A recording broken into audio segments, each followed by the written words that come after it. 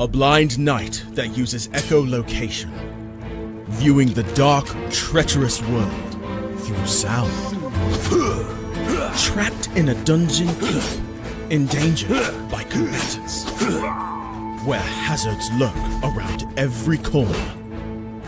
Make sound to have vision, or don't and be stealthy. Avoid impaling threats throughout the dungeon to escape. Engage with other prisoners. Rogue Knight I've been hearing about. Could you find the key and unlock my cell? Free them to fight back with more allies. Let's take this guy. The dungeon labyrinth has many paths and even more traps. Struggle through the darkness to find your freedom.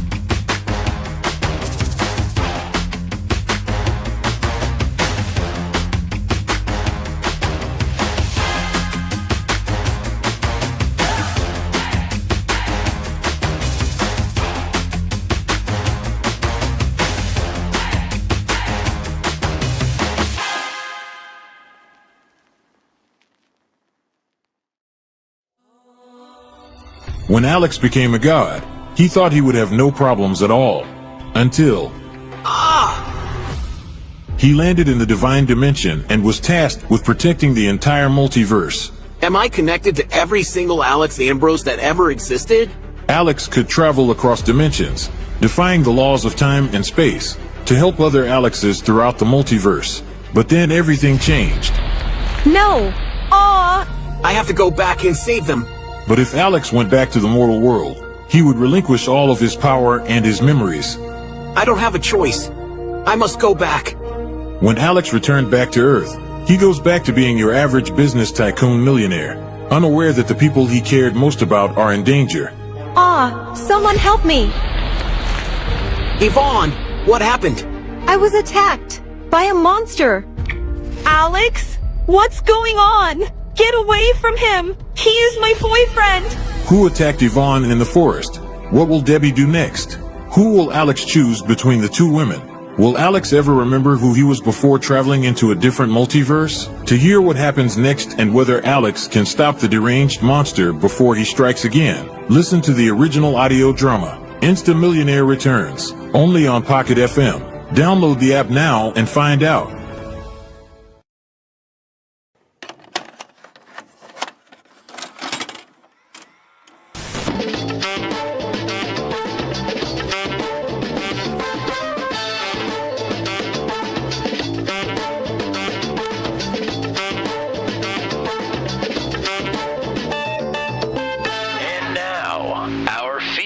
Presentation.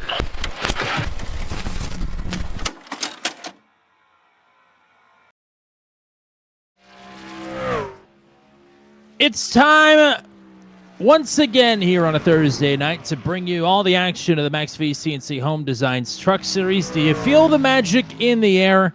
Yes, indeed. It's time to go racing at the Magic Mile here in New Hampshire Motor Speedway.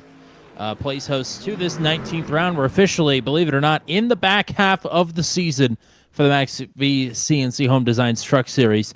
Wild to think about here, but action on track could be just as wild as that thought here this evening. Hello again, everybody. It's Tommy Cook, and it's Matt Williamson, bringing you all the action here on Turn 200, as we always do.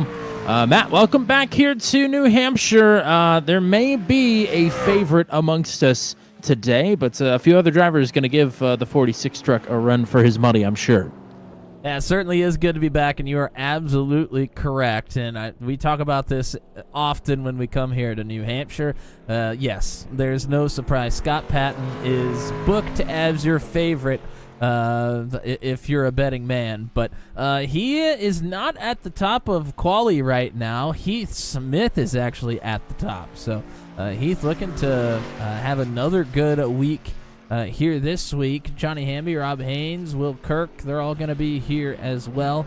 Andrew Schultz, I do believe, is here and is going to be able to put a qualifying lap in, so he shouldn't have to come from all the way in the back of the field, hopefully, here tonight.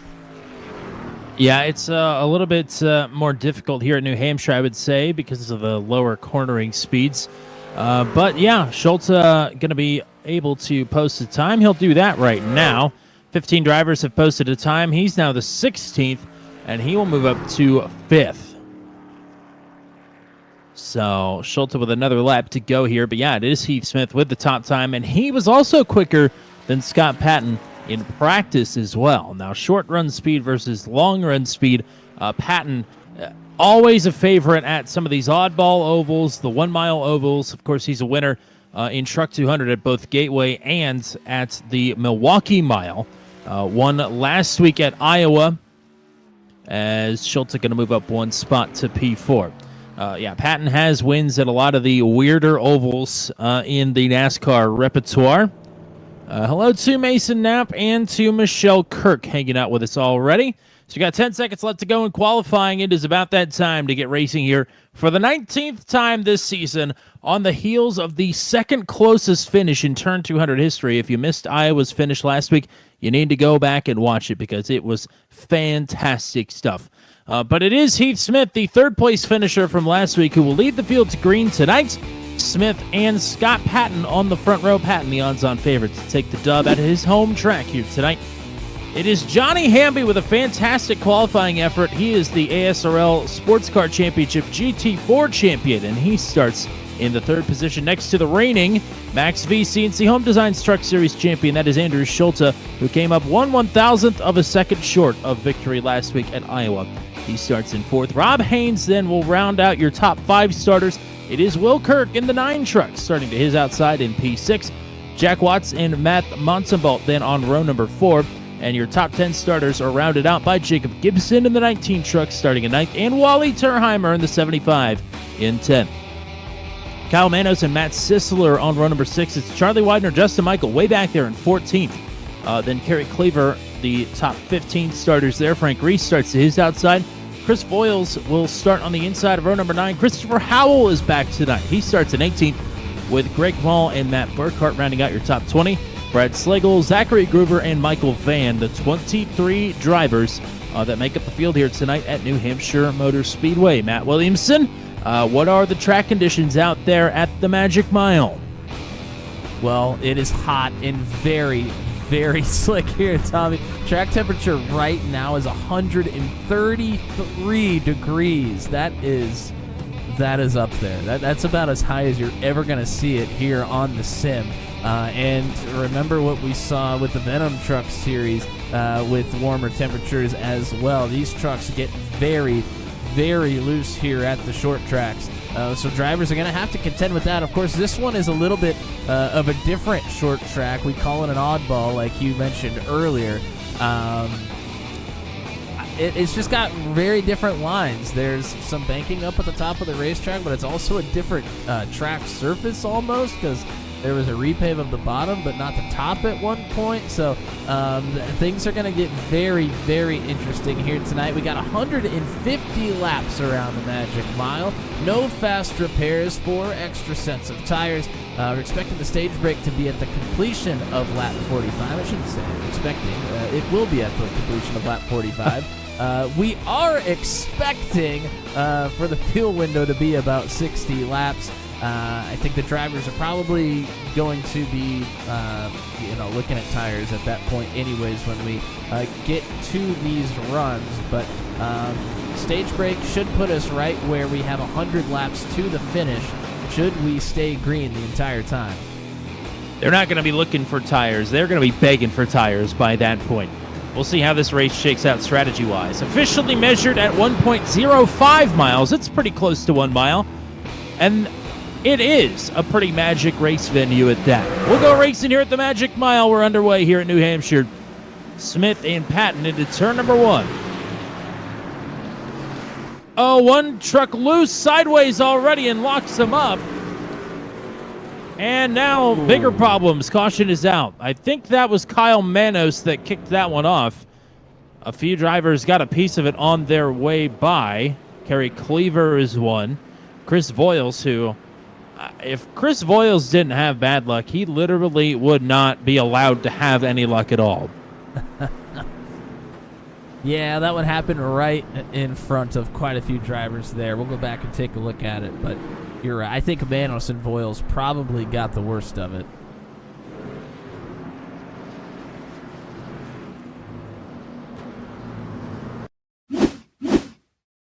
And here is a look at the replay.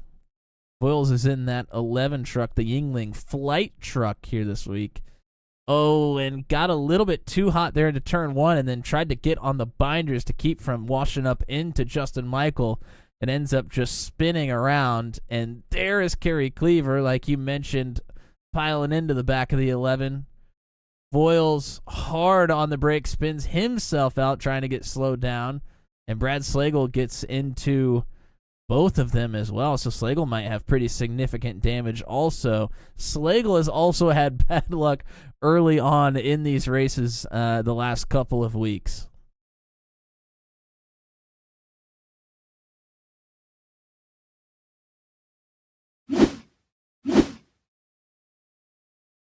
Here's another look from trackside. Kerry Cleaver did get a meatball out of that, but it was cleared pretty quick, so hopefully he's able to get back on track here. Yeah, I think he probably had a meatball for that left front wheel because he hit that wheel pretty hard, and it will give you a meatball, but the wheel to fix a wheel, it's usually pretty quick, so I'm sure that's probably what that was for. A couple of these other drivers are going to have some engine damage, I would imagine. But here at a mile-long racetrack, it's definitely not as significant as your traditional intermediate or other racetracks. So Voiles and Cleaver are going to go one lap down here, getting damage fixed. Kyle Manos is back out onto the track. Or rather, Manos is not back out on the track, so he will go one lap down here as well. I believe Kerry Cleaver actually going to go 2 laps down here as the field is doubled up. Heath Smith going to take the outside, stuck to the bottom on the initial start, but now will put himself on the outside of Scott Patton and give him the bottom lane here. Oh, we didn't quite get a lap in there. Of course, laps count under caution, so we come into lap 5. We'll see if we could string a few together here. Again, blistering temperatures, the likes of which we have not seen for a whole 3 weeks here on Thursday night. Gateway was about this hot as well. Back in our way.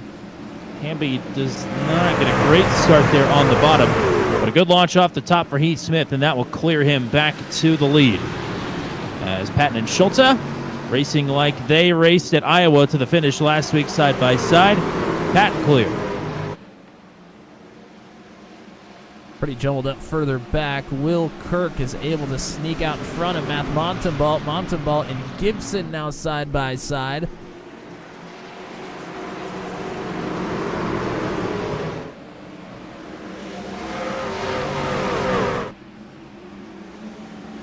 Smith leads the first full green flag lap, but here comes Patton looking to the outside and maybe trying to swing underneath.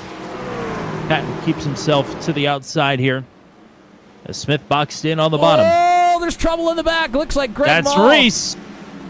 Reese and Maul have gotten together. Caution is out, and boy, Maul about got cleaned out there by Brad Slagle as well. We saw a lot of drivers getting loose off of turn 2 there, and some of them in the back just ended up getting into each other. Maul gets spun, but Reese will pick up a meatball flag out of this, so these trucks seem a bit sensitive to some contact here, which is not going to bode well. At time of caution, by the way, Scott Patton was the race leader. Patton had a great run out of 2 to be able to make that happen, but let's go ahead and take a look back at incident. That's Greg Maul on the bottom in the 7. And that's Reese in the 34 just getting loose, coming down the racetrack, tagging the right rear. Burkhart does a great job of getting out of the way. That was pretty darn close. So does Manos. Manos, great evasive maneuver. Slagle doing the same. Everybody does a pretty good job here. And early on in these races, we talked about this last week as well, at Iowa. Early on in the race, cool tires, a hot track. It doesn't typically work out too well. You got to be a little bit patient. So Groover, Slagle, and Maul down pit road to get damage fixed here, presumably. Kyle Manos going to pick up the lucky dog. And Daniel Reese also going to tend to his meatball. As Kerry Cleaver is back out on the track, 5 laps down. Chris Voiles will be next up for the lucky dog. Should we have another caution? Early cautions was the trend here last season as well, but we had a pretty lengthy green flag run to finish it off as Ashton Crowder did some incredible stuff with that truck to pull it into victory lane on that particular night, beat Scott Patton at his home track. Patton does not want to be denied again, I'm sure, and is doing what he needs to do early here by getting in front of Heath Smith.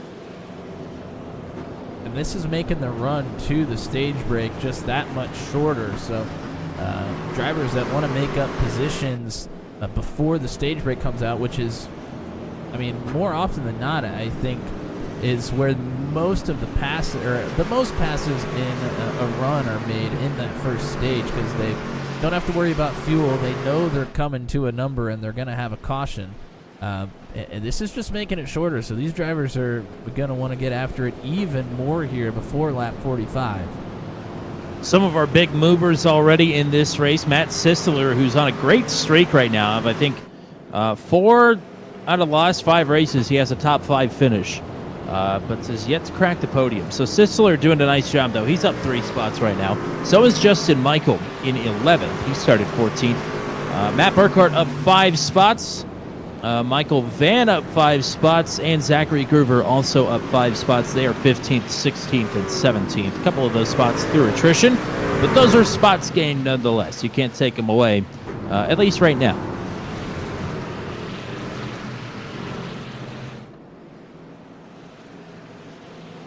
So Patton now will take the bottom.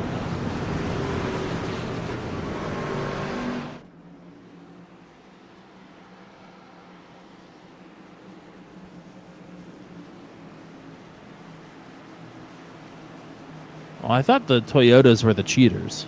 Maybe I got that backwards.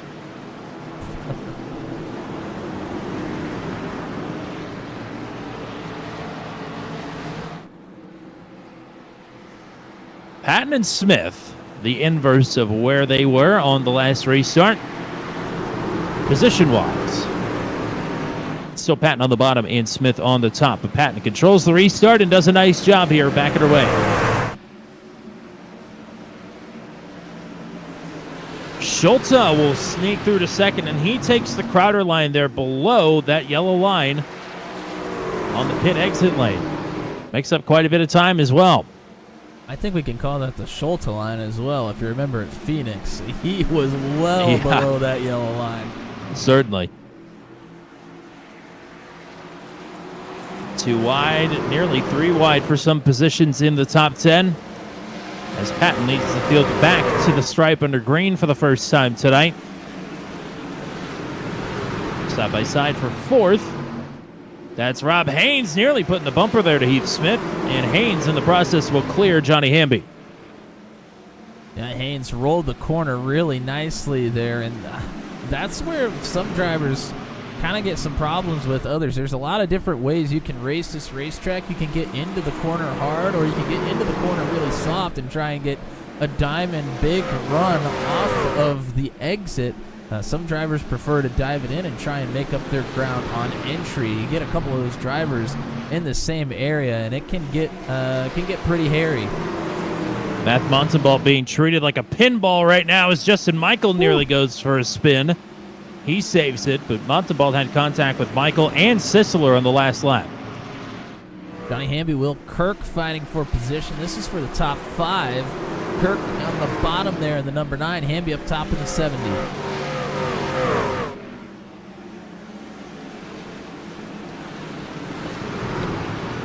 Jacob Gibson going all the way up to the wall there. I think it was intentional. I mean, that is definitely a line that will come into play. I thought it was maybe a little bit early for that one. Thought it was maybe a mistake, but I think you're right. I don't think it was a mistake. But that is a line that will come into play here in the long run. I think he's going way hotter into the entry of the corners here, and maybe just trying to not run into the back of Will Kirk. He's done it the last 2 or 3 corners now. Well, Wally Turheimer took that high line, and it didn't work out. It was 3 wide there with Widener and Burkhart there for a moment, but it's getting sorted out. In front of them, Justin Michael trying to move forward. Whoa, Chris Boyle's way down the racetrack. Had to make a huge save. Been a tough couple of weeks for Justin Michael after winning so many races. It's been 3 tough go-rounds, to say the least. He won, like, what, 5 of 6 there in a stretch, and then... Yep. Has struggled a little bit here the last couple of weeks. The first lap DNF at Sonoma. A spin, it got caught out there on pit strategy last week at Iowa as well. And that has allowed Andrew Schulte to close in pretty quickly on the points lead. Schulte has gained over 50 points the last 2 races.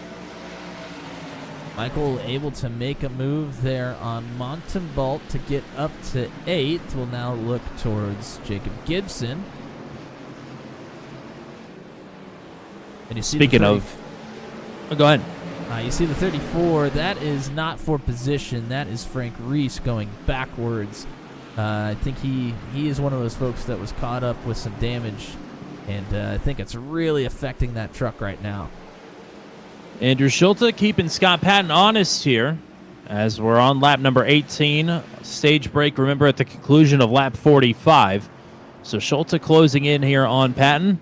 Maybe a blitz for the 81 truck here. He dropped a bombshell on us last week that he was not going to be competing in the playoffs, but for a very good reason. He's expecting another child with his wife, so congrats to the Schultes on another child, and hopefully everything goes smoothly.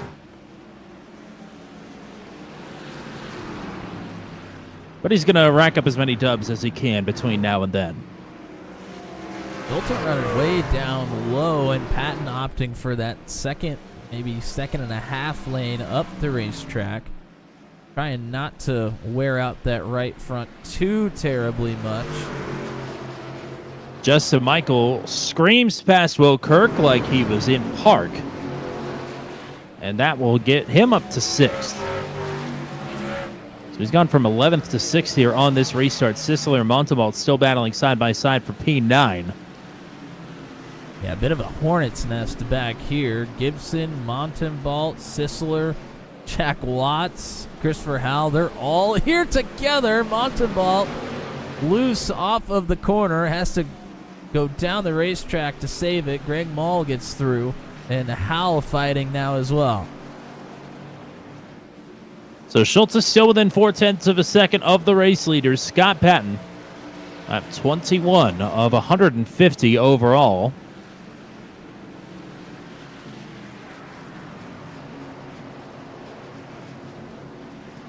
Gibson, Sisler, Watts, Mall, all together in line. Look at that. Watts goes high through turns 1 and 2, setting up the crossover to the bottom here in turns 3 and 4. I seem to recall Mall and Watts racing together a lot at Gateway a few weeks ago as well. Love to see the drivers moving around the racetrack, trying to create runs where they can, experimenting a little bit here. Oh no! Gibson! Sisler gets into the back of Gibson. I think Gibson got really loose.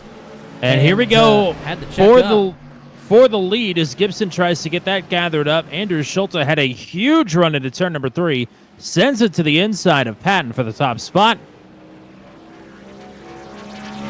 And they are side by side, a second and a half back to Heath Smith in third.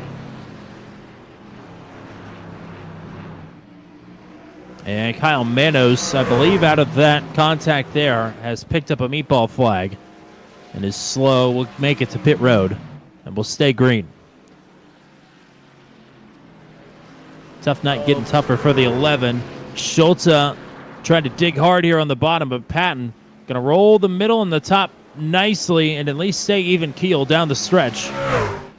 Looked like Patton may have missed his braking point just a touch there through turns 3 and 4. Got up into the rougher track surface, but was still able to stick next to Schulte and has used the top side. Nearly gets himself clear, but not quite. Patton does not make mistakes at New Hampshire Motor Speedway. Maybe that's just the preferred line here. Because he Schulte, yeah. He pioneers here. It's the way of the future for the 46 truck. Patton continuing to eke out at the line, much like Iowa last week, thousandths of a second at a time. But Schulte not going away. They've been side by side for the last 4 laps in a row. Heath Smith gaining little by little here to a second and a quarter. Well, these two keep battling side by side hard like this. Heath should be able to get up, but Schulte, a huge lunge down to the bottom.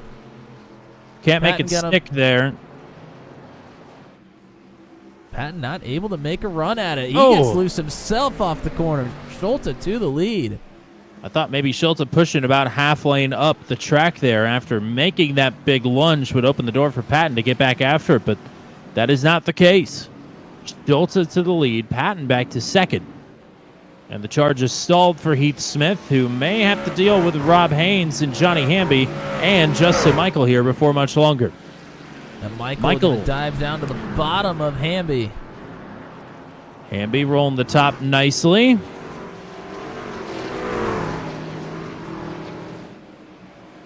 For the trucks here, such an awkward low gear track. If you use only 4th gear, I would imagine some drivers, if it weren't 190,000 degrees on the track surface, they may be shifting down to 3rd. Yeah, that probably would happen later on in the run, and that's why you're seeing a lot of the drivers decide to go for the 2nd lane or even the 3rd lane up, because they can keep their momentum a little bit more up there, and the lower gearing coming off the corner, you're able to carry more speed.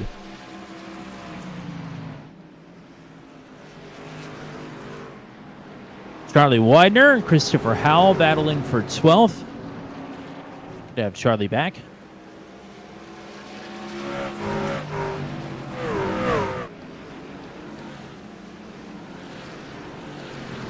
Man, it looks like they're getting awful loose on entry into the corners. We've seen one driver kind of get loose on entry, most of them on exit, but man, it looked like Justin Michael, the right rear of that truck, looked pretty sideways on entry into 1. I think these guys are getting loose everywhere. I think that's very much what's happening. Track temperature, by the way, has climbed 2 extra degrees since we dropped the green. That is yikes. Warm. I've never seen it above 140, so who's to say we won't get there? Yeah, we started out at 133 just after the starting grid, and now at 136. And it's interesting because it's static weather. The sim clock is not moving. It's 1:05 p.m. in the sim. Here comes Michael. Big lunge there into turns 3 and 4. Looked like Haynes kind of backed up his entry, maybe a little bit too much. Have we lost Scott Patton? I think we have. Oh, my goodness. Of all the nights. And this happened to him at Sonoma as well, where he lagged out of the session. We certainly did. He is gone. Wow.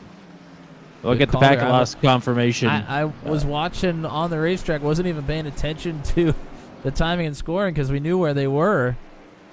But you're I was right, like, oh, he's- Heath Smith got up to second, and I was like, oh, Scott Patton's in 14th. And there is the packet loss. Yeah, he's going to be devastated. It's not out of the question that he can work himself back onto the lead lap if he gets into the session quickly, but yeah, we'll see. Justin Michael has made his way around Rob Haynes. So Justin Michael now will be up to third. And Greg Mall's starting to put on a charge. Nearly gives Will Kirk a little bit of a bumper there through turns 3 and 4.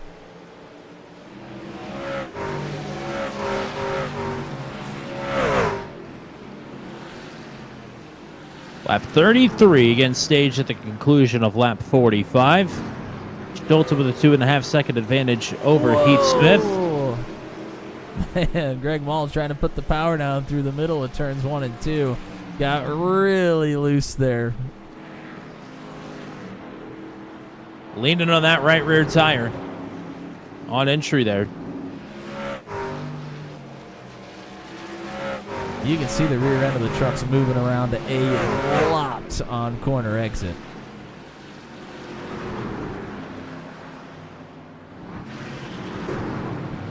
Still a pretty good group here, just in position for top 10. It's a 4-way battle for the 10th position. Christopher Howell has it at the moment, but Matt Montalbot, Charlie Widener, and Matt Burkhardt are all here together vying for it. Scott Patton back out on track, 3 laps down.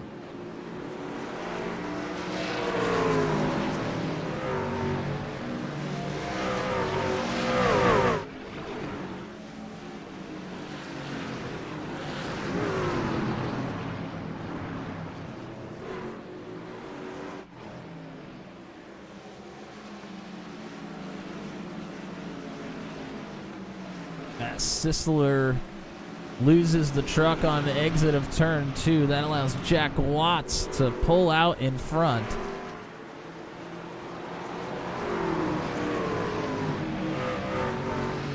Woo! Charlie Widener, a big wiggle there too. I think at this point in the run, these drivers are just racing the racetrack. Like I said, about the time you get to the fuel number here, these guys are going to be begging for a fresh set of tires.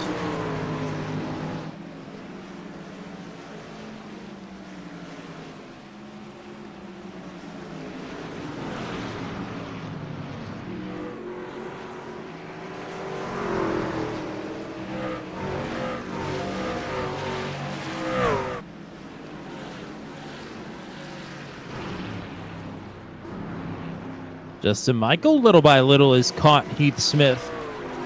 Still some work to do. And Hamby and Haynes back together again in 4th and 5th as well.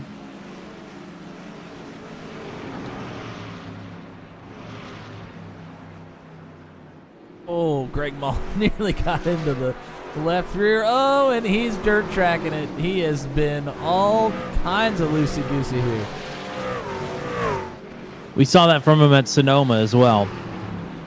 As, Matt Sisler's back. Thought he was going to lag out there for a second.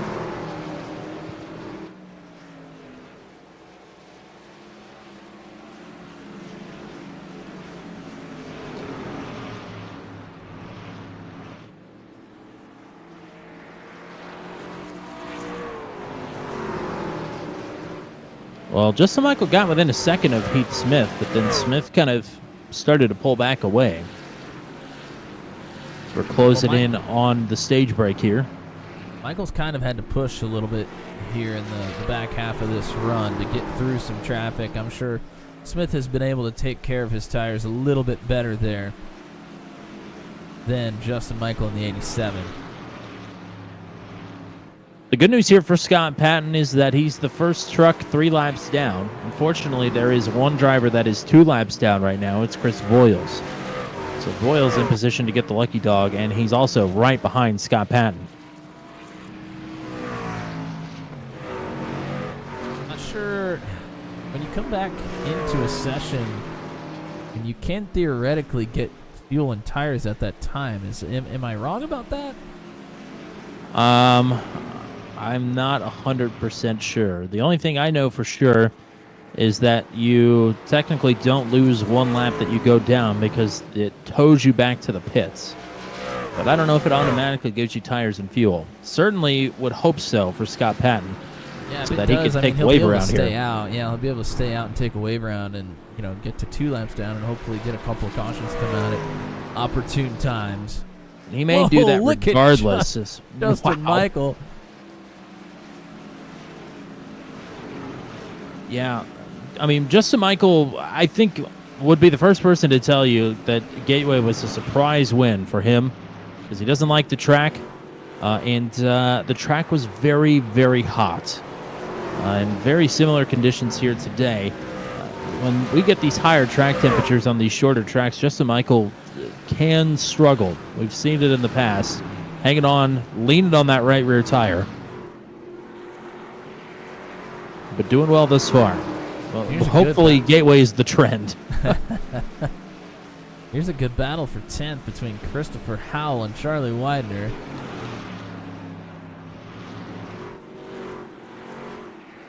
Well, they have swapped this position a couple times here. Oh, wow. Looked like Widener may have gotten into the back of Howell there.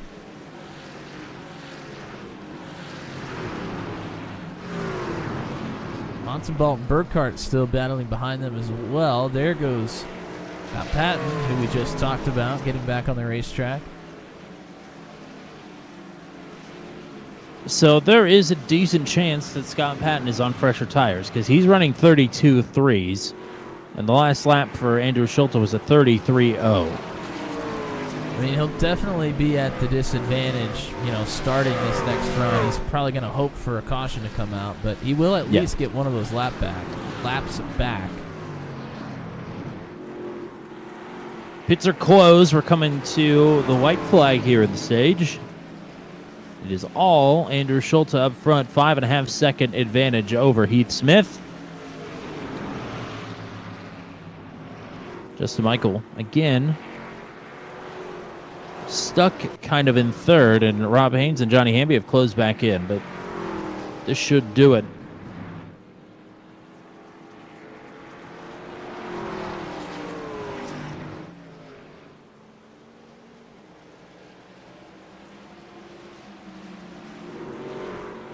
Schulte out of turn number 4 will take the stage here at New Hampshire.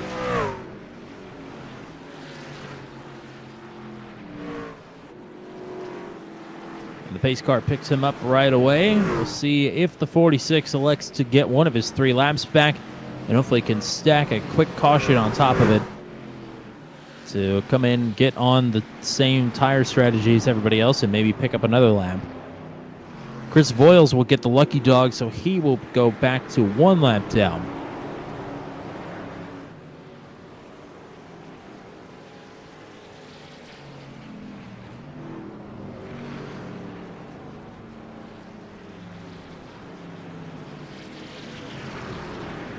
Here comes the field down pit road.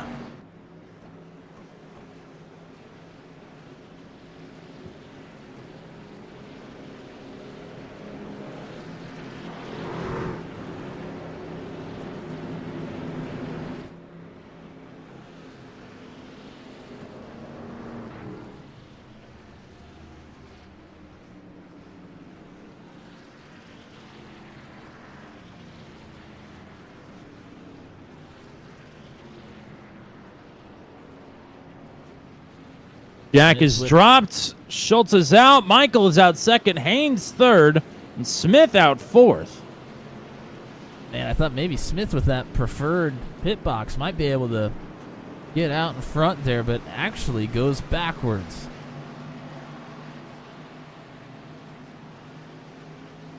Good stop for Justin Michael up to second. And indeed, the pace car has Scott Patton and Frank Reese in tow. Frank Reese now going to come down pit road.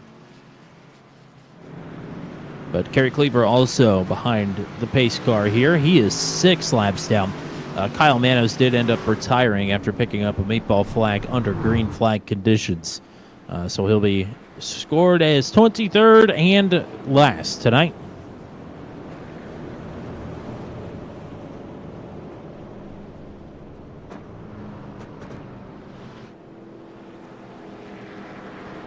Patton, I'm sure, hoping for 3 quick cautions. 1 for Voyos to get his lap back, and 2 more for him.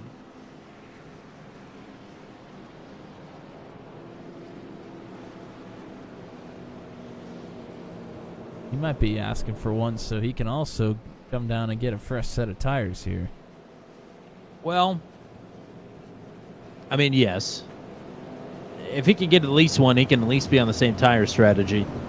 But even potentially if Chris Voiles is involved in an accident here after taking the lucky dog, he could get the lucky dog then himself. But the wave around more than likely going to be out of play if they come in quick bursts. If we go long ways, then Scott Patton could get another wave around potentially. But I don't think he'll want to do it that way.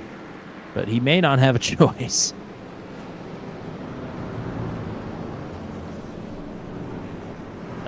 That's at least the second time that's happened this season, and it sucks every time. Yeah, never. You know, and you just don't. As a competitor, you don't feel good either. It's like, well, we knew that this guy was going to be a huge contender, and we don't even get to really find out how this might have shaken out, or potentially might not get to find out. So, yeah, it's just a bad feeling all around for everybody. Patton's really had a few runs that stick out this season that have ended that way as well, or ended in similarly rough fashion, with Gateway picking up the speeding penalty after being the dominant truck there, Sonoma lagging out, and then this once again. Watkins Glen last season also sticks out in my mind, had a podium run there. So we'll see how Patton's race unfolds here, but we're back underway. Lap number 50 is up on the board. It's Schultz and now Michael up front for the first time with a look at clean air today. Haynes and Smith side by side for third as Matt Sisler gets out of shape, and Matt Burkhart may be going around.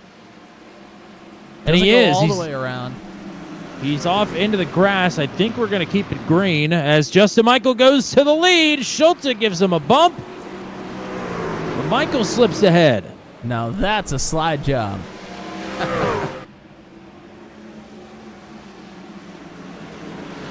And he was definitely sliding. There's no doubt about it. Now Michael, I'm sure, hoping to take care of these rear tires. Keep them planted underneath. See what Schulte likes to do.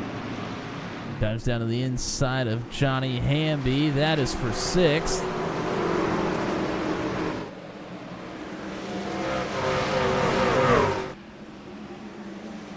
Michael with a purple lap up front. Maul still looking to get around the 70.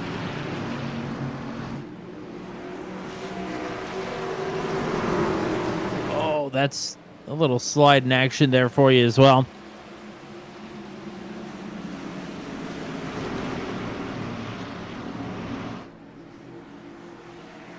Schulte, Smith, and Haynes all bumper to bumper here as well.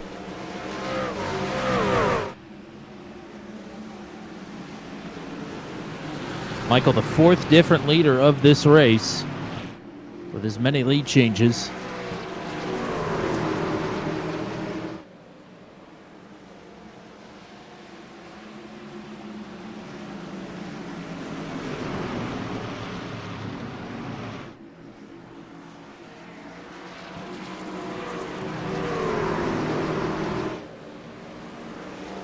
Haynes has a run. Is he going to do anything with it? Right there. Oh, boy. That's the no-no square. Right where the quarter panel meets the tailgate there, that pointy bit. He almost hit it.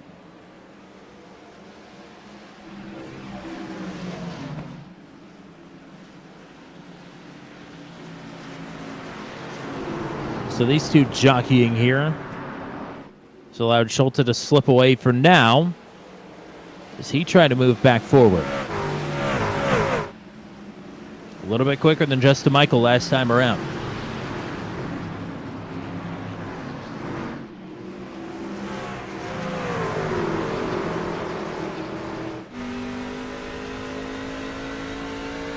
Here's a look from inside the truck here with Rob Haynes, currently in 4th. Get a nice good look at that Turn 200 logo on the back of E. Smith's truck. I want everybody to watch the wheel inputs here, especially on exit of these corners. See the twitches from right to left. Feels it kind of coming out from underneath them, trying to keep it steady and straight.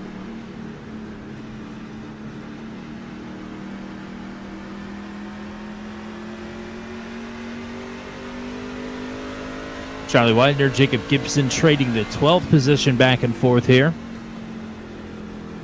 As everybody's pretty close to one another, but not a lot of drivers are able to make the move right now, or at least are holding it back. But not these two. Oh, Gibson! Oh, Gibson! He makes a save. Oh, no, he doesn't! He's Oh. around. That's going to bring out a caution. That is the caution I'm sure Scott Patton and Chris Voiles wanted to see. Gibson often into the road course chicane, and that will put us under caution once again. Nearly kept it underneath, but just one too many overcorrections. Still, all things considered, though, not a whole lot of places to bail off here, even at these lower speeds in New Hampshire. So pretty good that he didn't hit anything. You know, all the drivers have done a really good job when they get loose of keeping it off the inside wall. That is what will kill a race for you. Or, I guess, overcorrecting into the outside wall will do just the same.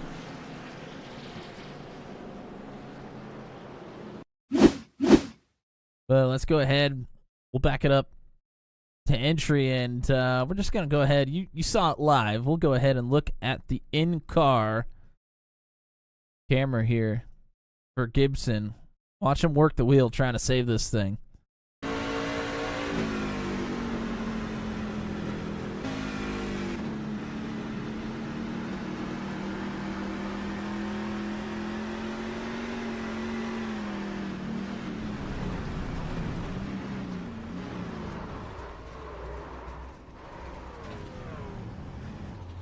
And I think he would have been fine, but once he hit the grass, when you try and correct it, the truck behaves a little bit differently there in the green stuff, and I think that's what kind of messed him up a little bit too much, ended up going sideways, but really no harm there for Gibson other than track position. Well, unfortunately, Gibson has deemed it fit to call it a night, so maybe just a bit frustrated. He brought the 19 truck down pit road. He also brought Will Kirk, Matt Sisler, and Matt Burkhart with him as well, which is a bit of an interesting move for those three to come back down pit road.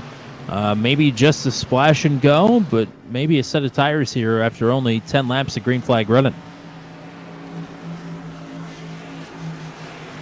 Patton, Van, and Cleaver, all drivers that took the wave around last time around. And Chris Voiles, who just got the lucky dog, are down pit road now. So this will put Patton on a little bit fresher rubber, and will also put him in a position to be the next lucky dog driver if we have another caution. Well, something here in the CNC Home Designs Truck Series is they do get 4 extra sets of tires, and these races aren't, they aren't extremely long. So you kind of do have almost a free set to play with if you want to. To kind of use at your leisure if you get a caution to come out at an awkward time, just like this. Only 10 laps of green flag running there. Try and maybe give yourself an advantage. You have enough tires to get to the end of the race, so why not mix it up and try and give yourself a little bit of advantage, get some more track position here early on. Hello to Chris Sargent hanging out in the chat with us. Hopefully you're enjoying the vacation. Looking forward to seeing the 66 back on track here, potentially even next week.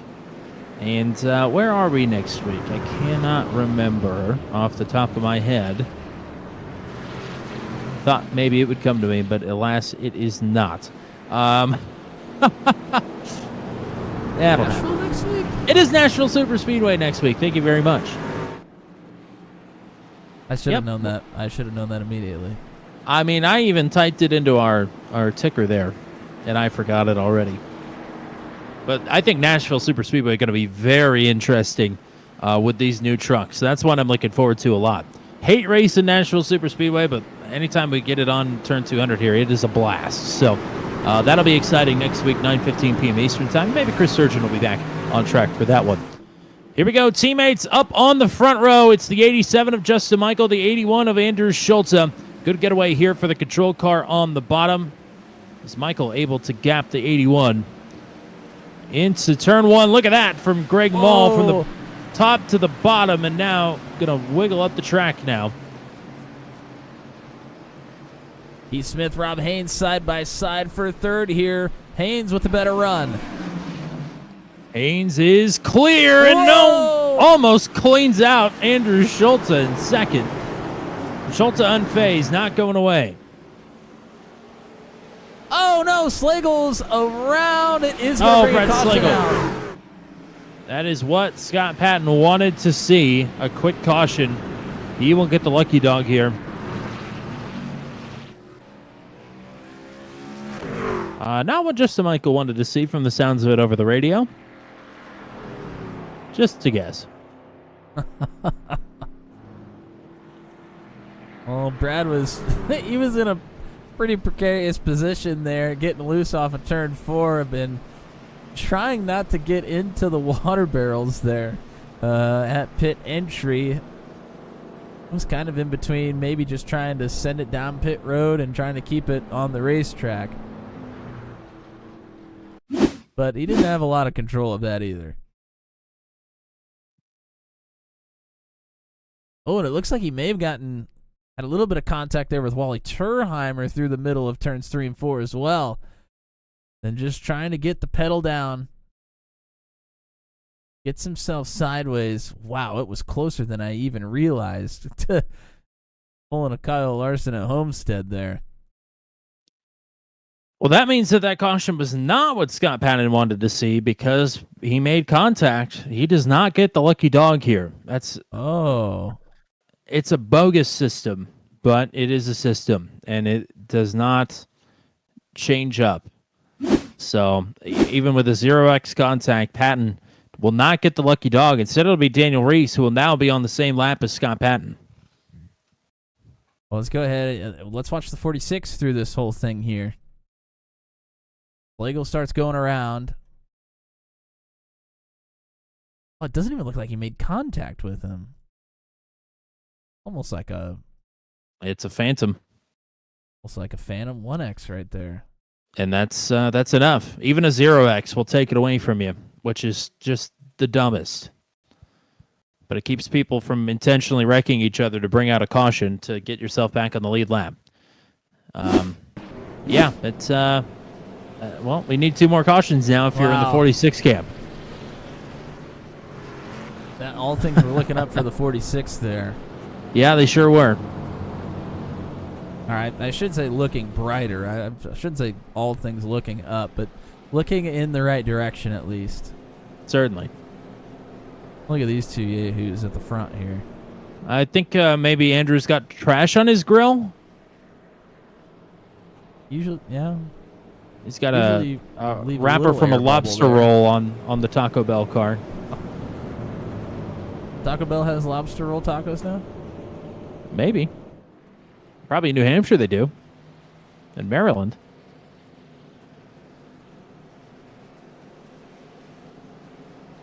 Book it, and we want commission. Yeah, Yum Brands. We're on a lobster taco at Taco Bell. That's what the consumers want, baby.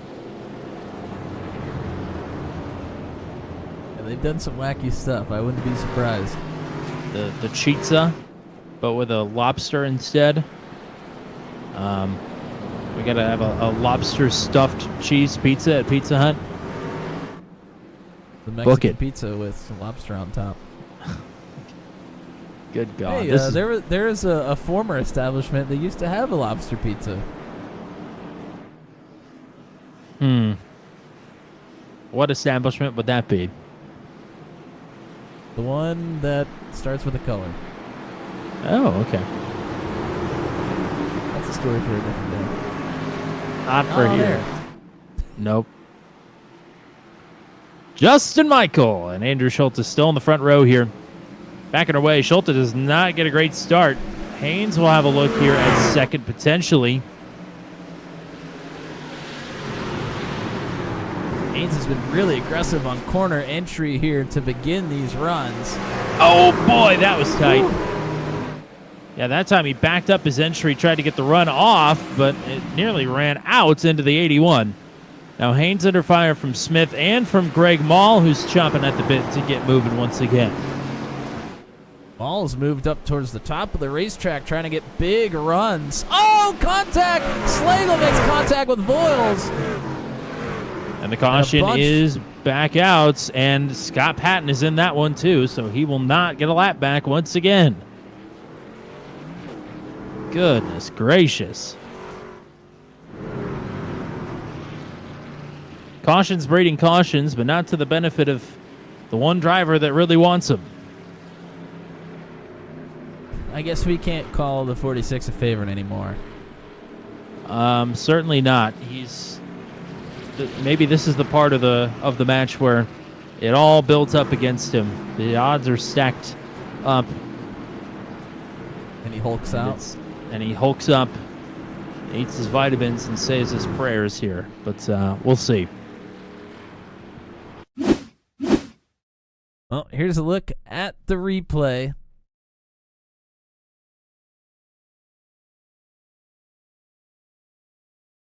Oh, man, Slagle actually gets loose, and it's pretty... I mean, it's still off of the exit, don't get me wrong, but it's pretty late into the exit of the turn. It's like he thought that he was going to be just fine keeping the pedal all the way to the floor, and it just went straight left. There's the contact with Voiles. There's the contact for Scott Patton again into the 052. Oh, look at Christopher Howell. Wow, Christopher Howell.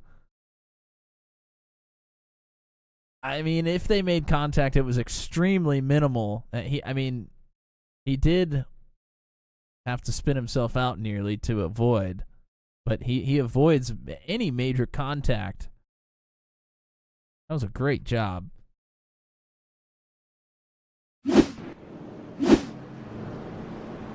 Eric Cleaver 5 laps down, gets the lucky dog.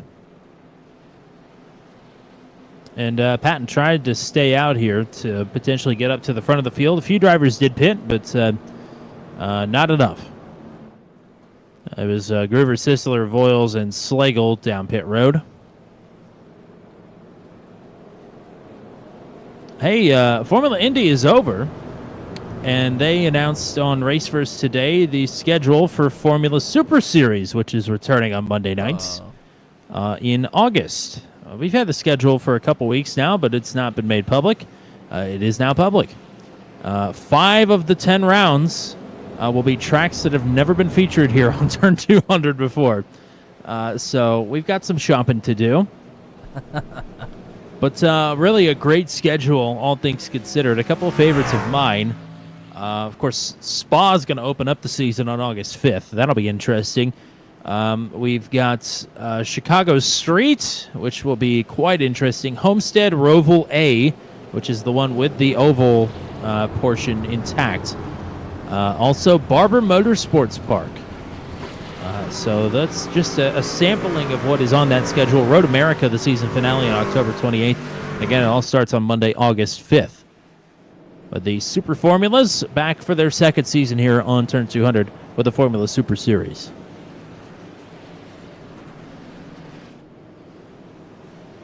I believe it is the Go Squadra Formula Super Series now.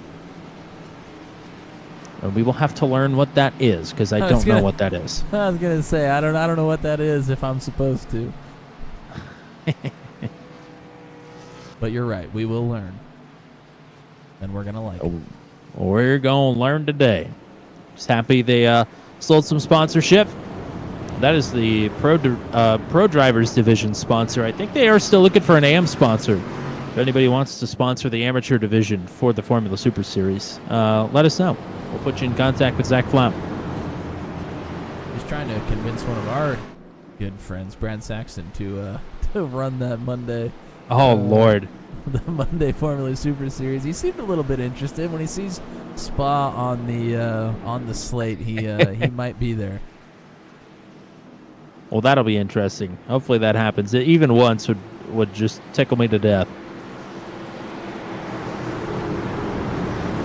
Well, let's try this again. Schulte now on the outside of Justin Michael. Michael still gets a great launch here, back underway. Schulte, his best restart of the bunch thus far. Smith and now Mall side by side for third. Right up against the outside wall there to turn 2.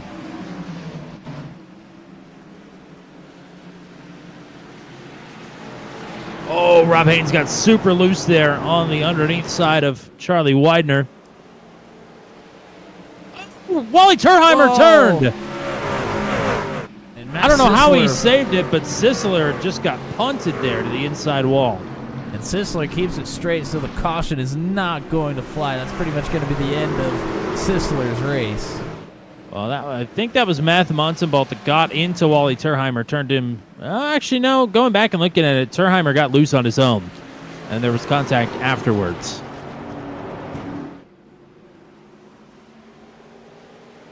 Oh, looked like... I think that was Heath Smith that got into the wall.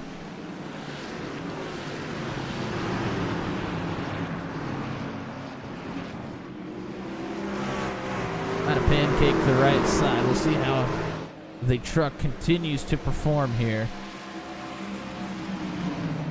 Oh, Brad Slagle, more problems. He is parked backwards in the infield, but we are still green. Widener and Haynes battling awfully close off the corners here. Will Kirk's right behind him. He wants to go somewhere, but he can't really go anywhere behind these two.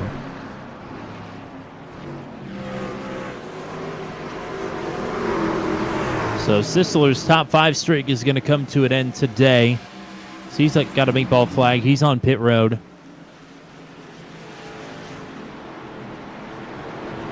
And Kirk says, well, I'm not going to follow you. I'm going to go all the way to the top of the racetrack.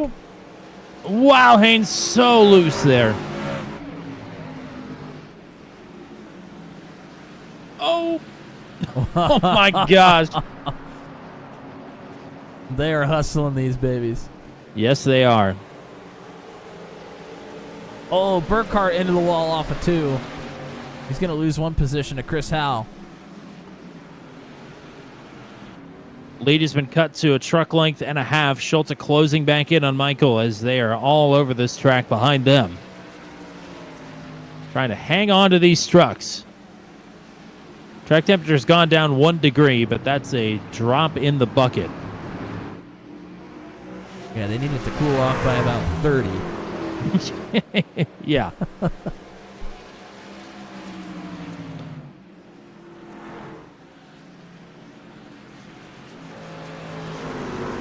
Howell with a big move there to the bottom of Jack Watts. Howell the 9th. Oh, looks like Burkhart got in the wall again. Burkhart's been in it a couple of times over the last 2 or 3 laps.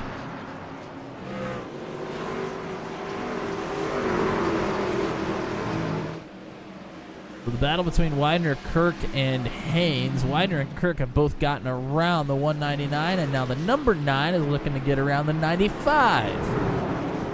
That's a lot of 9s.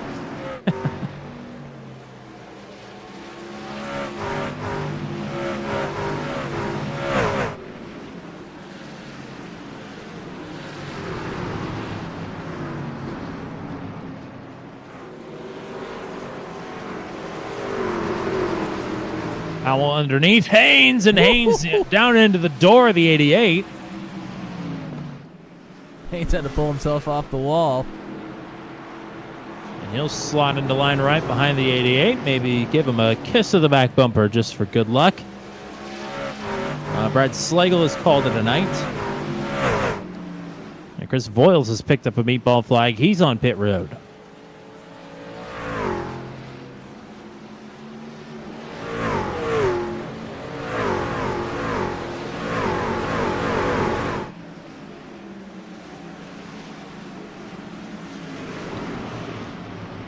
Shout out to Whiplash SimCams, by the way. They have a camera that used here in the last few laps off of turn 2 that's called the spin cam, where everybody spins out there out of turn 2. Love it. Here goes Kirk. Kirk's been trying to get around the outside of the 95. Now he's going to try his hand at the inside. Still tough sledding there on the bottom.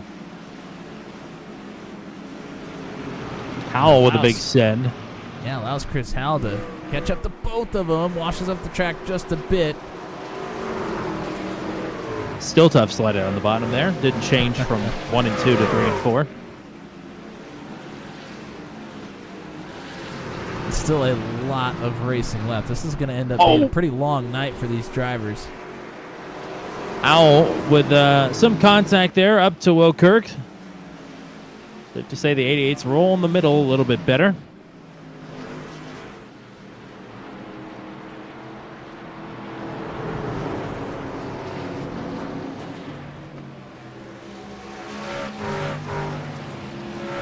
Schulte keeping Michael still to half a second.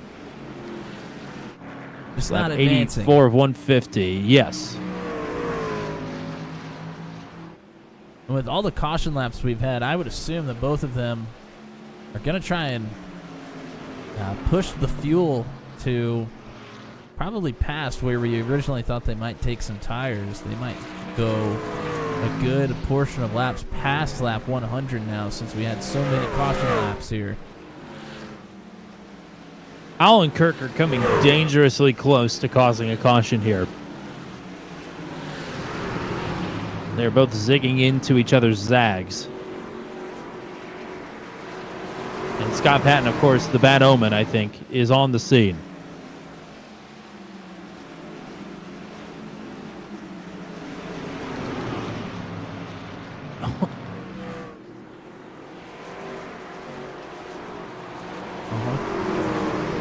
Did we know it was a 1 mile slip and slide today? That's basically what it is. And I did not know that's what it was going to be when we got here.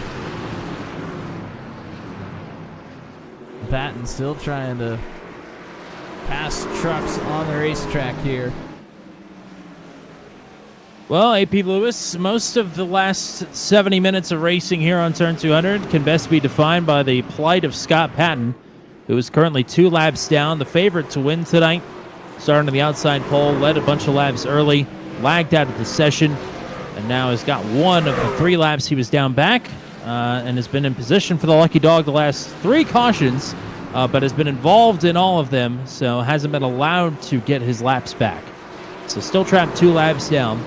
Meanwhile, his teammate Justin Michael leading his other teammate Andrew Schulte at the front of the field, and Schulte has been inching up closer and closer to Justin Michael's back bumper here, but still not within swipe range, as we like to call it, in case Schulte would want to take a shot, literally, for the win here.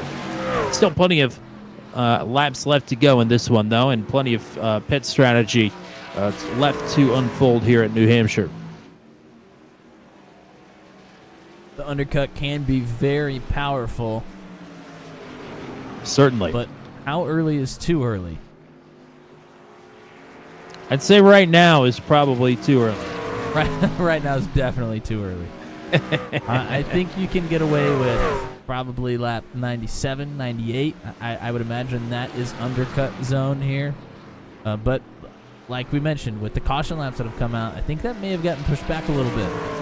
Maybe undercut range is more like lap 101, 102 at this point. Maybe even further. 105, I think, if I was driving, would be the number I'm looking at. But I like to stretch it long. That's why I don't win a lot of races. Schulte, good run here off of 4. Oh, wow, he sent it here to the top side. Trying to get a big run here off of turn 2. Look at that. Like he's on a string. It just pulls right up to the back bumper, and now underneath Justin Michael for the race lead. Can he make this bottom stick? Will he go underneath the paint here? Gets right down to it. May not need to. Drag race here. Across the line, it's still Justin Michael, but Schulte is here. 93 of Sisseler ahead. Schulte underneath the paint there in 1 and 2. Michael They're has both the loose. momentum.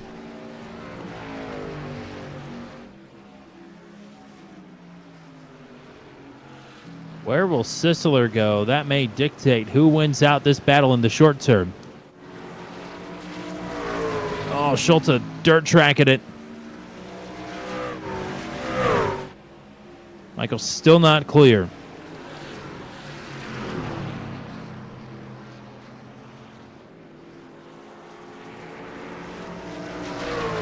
Justin Michael really good through the middle of turns 1 and 2 there, but is still not able to get clear of Schulte.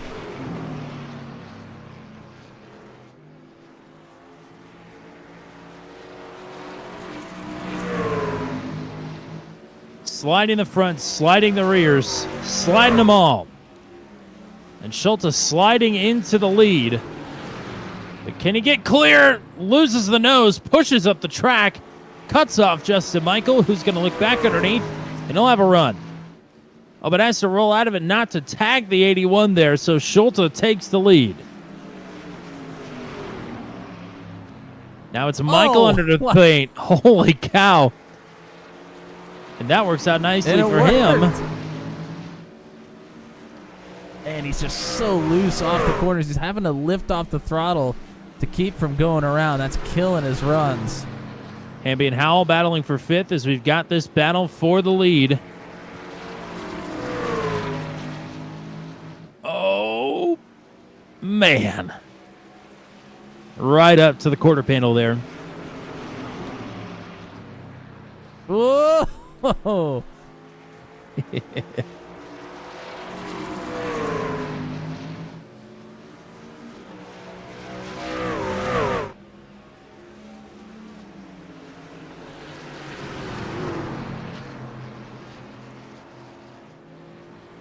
Michael still searching up and down the racetrack, trying to find that spot, but Schulte covering up the lanes.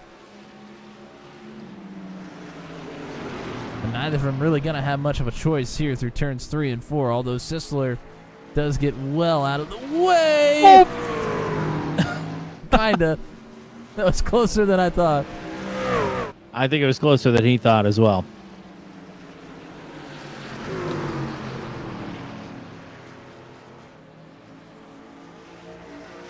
The duel of New England going on here. Oh, Michael, a little bit up into the wall there.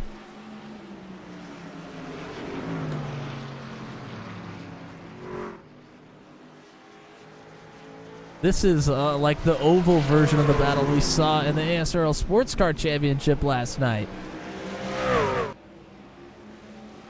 By the way, Christopher Howell has gotten up to the 5th position. As look at this, down to the grass and into it. Michael with a full send to the bottom. And this time it doesn't work out as well.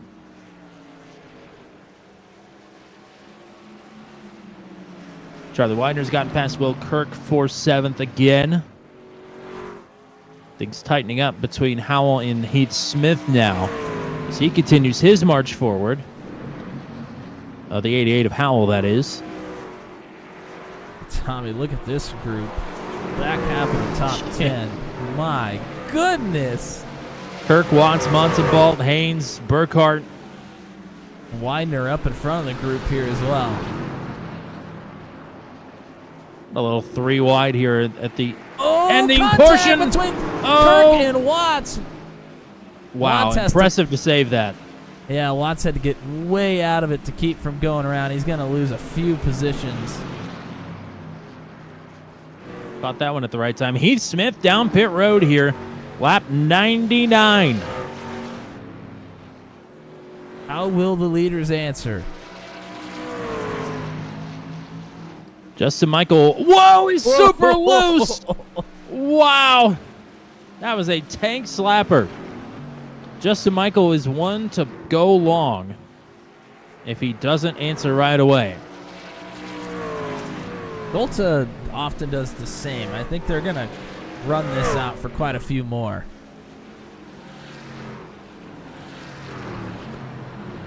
Oh, Michael, way up the track.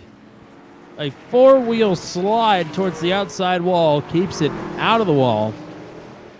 But starting to really look off balance here. Now, Michael might not want to push this any farther. he might be wanting tires. Well, we've said that before.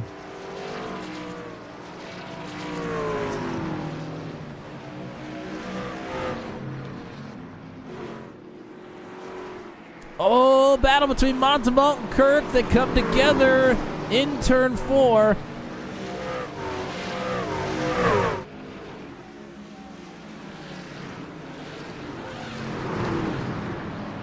This is a battle for 8th. With Jack Watts right behind, trying to get back the positions he lost a few laps ago. Justin Michael undercut. Here he goes. Michael from second, Maul from third. So you would imagine Schulte going to answer this time.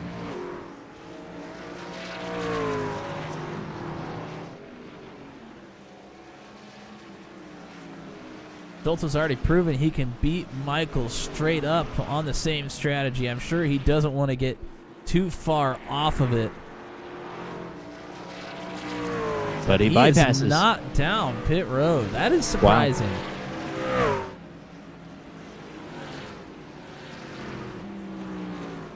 Maybe waiting for more drivers to come down pit road to not get caught out by a caution. Rob Haynes is down pit road. Will Kirk will follow.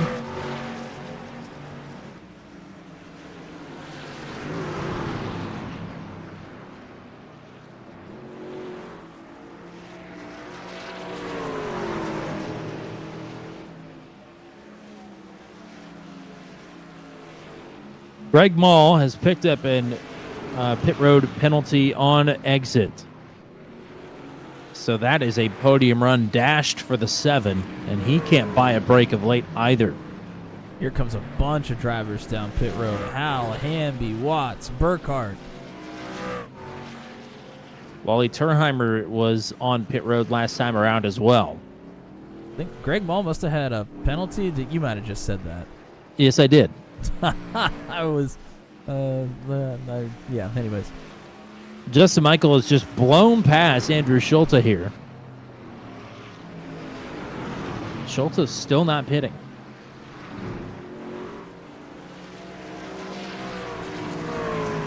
And we're here. I mean, we would now be to where Schulte would have 45 laps left in the race, and that was what was slated for the original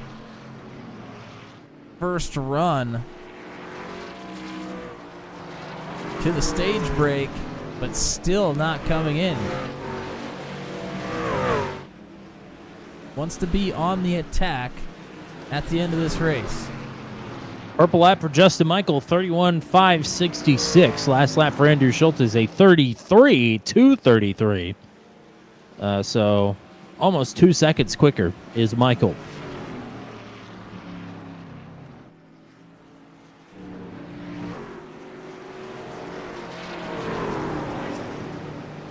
And Schulte again goes right on by.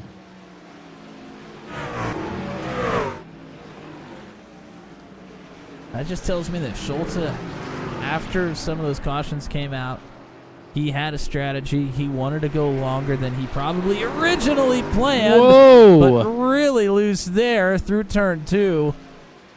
And he's sticking to his guns, not letting anybody else dictate his pit strategy, but one thing's for sure. Here he comes. He's thinking outside the bun. Thank you. We need to request that in the soundboard.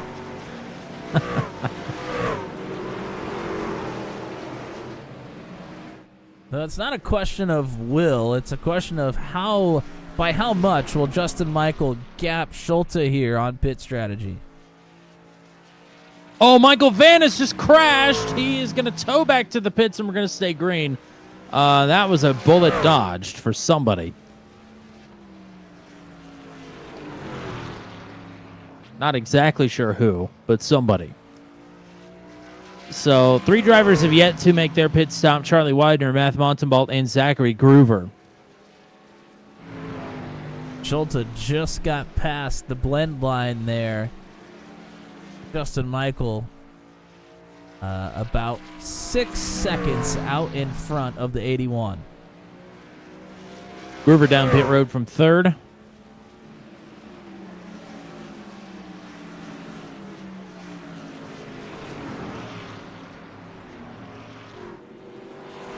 We'll wait for our first lap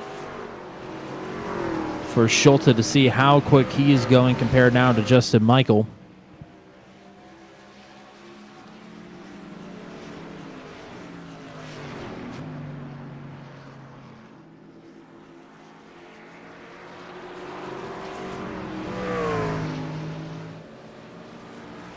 Last lap for Michael, 31.8, and that is a personal best 31.6 for Schulte. So a couple tenths quicker, but a lot of ground to make up here still with just 41 laps to go.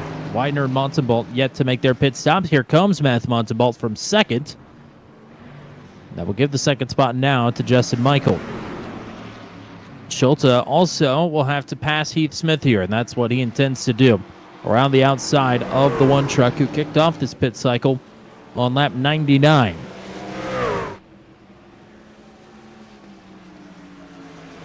And as expected, easy pass there for Schulte on the fresh tires. Here comes Charlie Widener from the lead. So we got some laps up front for the 95 here tonight. Always good to see Charging Charlie at the tip of the field. But now that will give the top spot back to Justin Michael. And a 5.5 second lead is what he's got over Andrew Schulte. Schulte continuing to pipe in personal best laps here. A 31.626 to Justin Michael's 32.0. So 3 to 5 tenths quicker a lap right now is the 81. Will that advantage taper off here after 5 to 10 laps for Andrew Schulte? Many of the drivers have gotten spread out over this pit cycle, but still a group of 3 here together. It's actually 4, but Patton is not on the lead lap. Watts, Burkhart, and Greg Mall all battling for the 7th position. Just can't get away from one another, can they? Mall had gotten away from these guys, but with the pit road penalty, he's right back in the hornet's nest. Certainly is.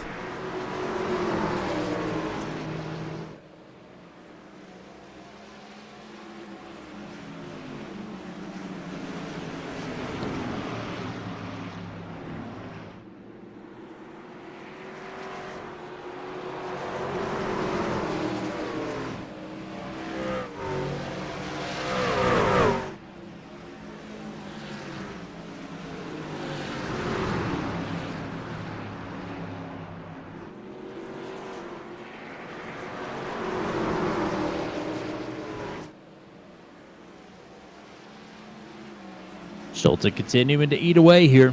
4.5 seconds.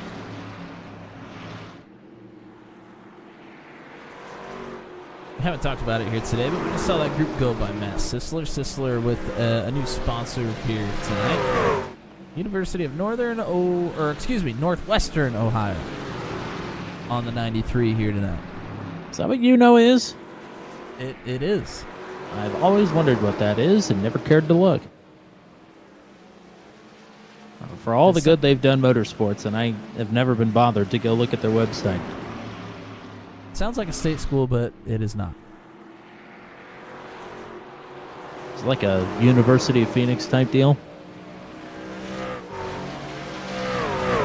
I don't really know all that much about it, to be quite honest. Well, you knew the acronym, so you're one up on me. I should have done my homework. Yeah.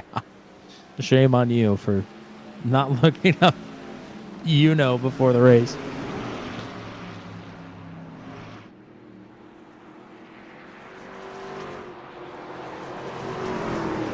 Gap is under 4 seconds for Schulte up to Justin Michael. So they're falling off at an equal rate here, but again, the fall off is pretty heavy.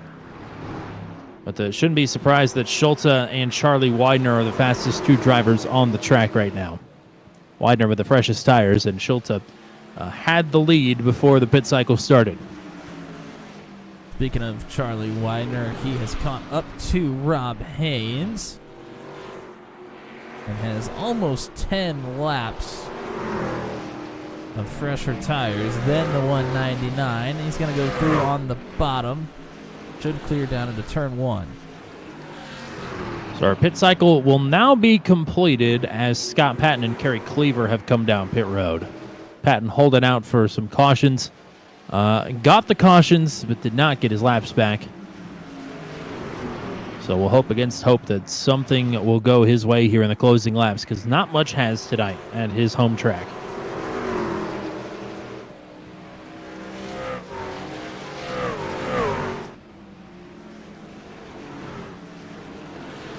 Christopher Howell closing in on Heath Smith. Smith having to try and make the oldest tires on the track last for another 30 laps and change.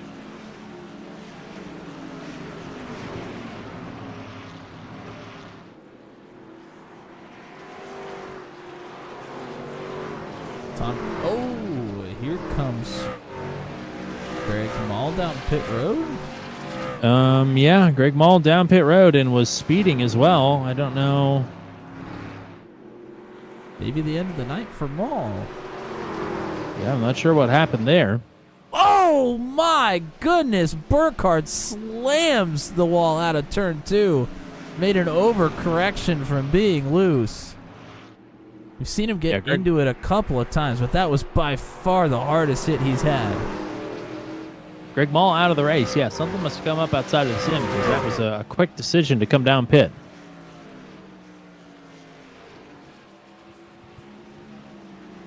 Christopher Hallett is on a great run here, Tommy. He is in 4th, up a lot of positions. He's the biggest mover of the race, and he's caught right up to Heath Smith.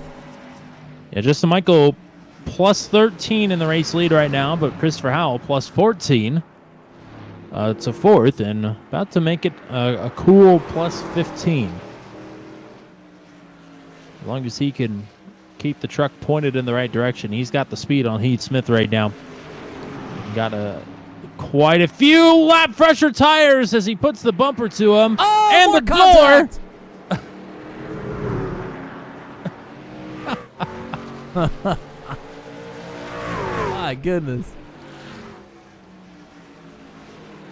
I don't know how much newer his tires were.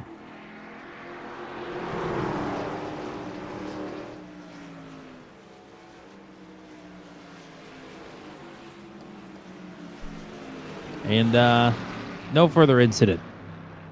Owl to the podium here. He's finished on the podium before in his sporadic appearances with the Max V CNC Home Designs Truck Series.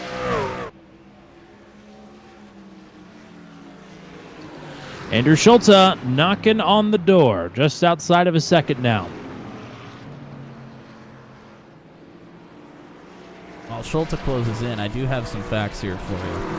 Uh-oh. You're going to love this. The nickname for UNOH is the Racers. Wow. So there's that one for you. I think it is a lot of technology, like applied technologies and things like that. They partnered. They offer a motorsports marketing degree in partnership with Monster Jam University. Wow. Say they're all over cars and trucks everywhere. Oh yeah. Oh yeah. I just never knew what it stood for, but they stand for motorsports. That's what they stand for. And the great irony of that is, while you were explaining that, Matt Sisler just about put Justin Michael into the wall. Michael did get up into the wall, but it wasn't because of Sisler. So Yeah, this gap is closing quickly. Don't want to call it a formality, but Schulte is moving. Charlie Widener and Will Kirk have both migrated to a really top line through turns 1 and 2, getting runs out of turn 2.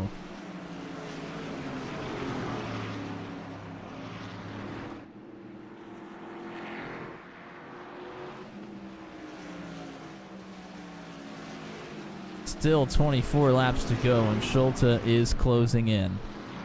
Big time. It's one thing to close, another thing to pass. Passing's been so difficult here. Has Michael been saving any for some defense here? The lap time gap has come down from half a second just a few laps ago, now to just 0.2 of a second. Ooh, look at that wheel input there from Schulte. Starts sliding up towards the wall. And they are shifting, by the way, here, Tommy. There you go. Through turns 3 and 4 at the very least. Track temperature was down. It is now back up and even higher.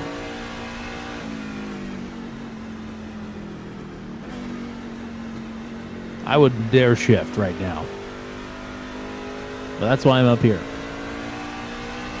Well, it is definitely faster. They're shifting in turns 1 and 2 as well, but it definitely creates more looseness on exit, which has already been a problem. Schulte goes for the big diamond off the top side to get a run, and has big one. Run. Will he take it? Closed from 2 truck lengths down to 0. Swings up to the top again. Looking for this huge diamond move out to in. Big run out of the turn. Is it going to be enough to launch an attack here? Or will he try it one more time? That's how he set the pass up on the last run as well. Can he accomplish it again? Now he gets to the outside of Michael. Well, that was a lose-lose for Justin Michael, but he tried to position himself to where he wasn't going to get attacked from underneath there. So in that regard, well defended. Michael way down low. Gets clear of Schulte again, but Schulte now a huge run. Michael blocking and doing great defensive work here, trying to fend off the 81.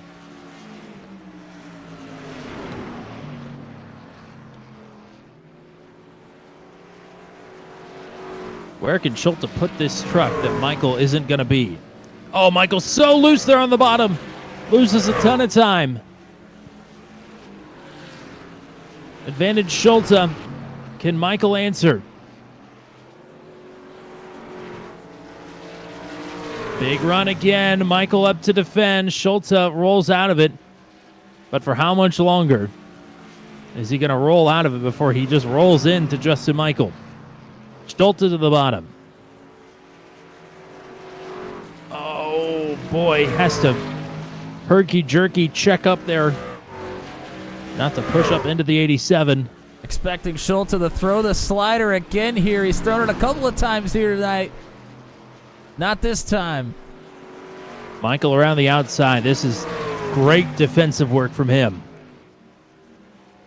Bounce it off the wall once, twice.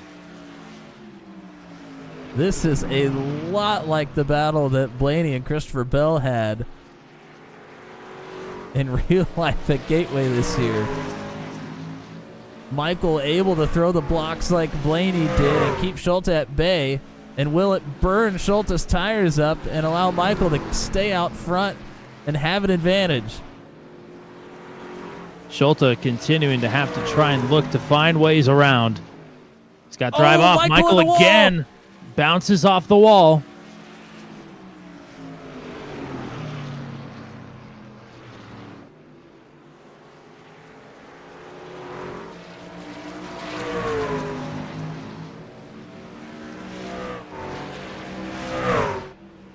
This is a defensive masterclass right here.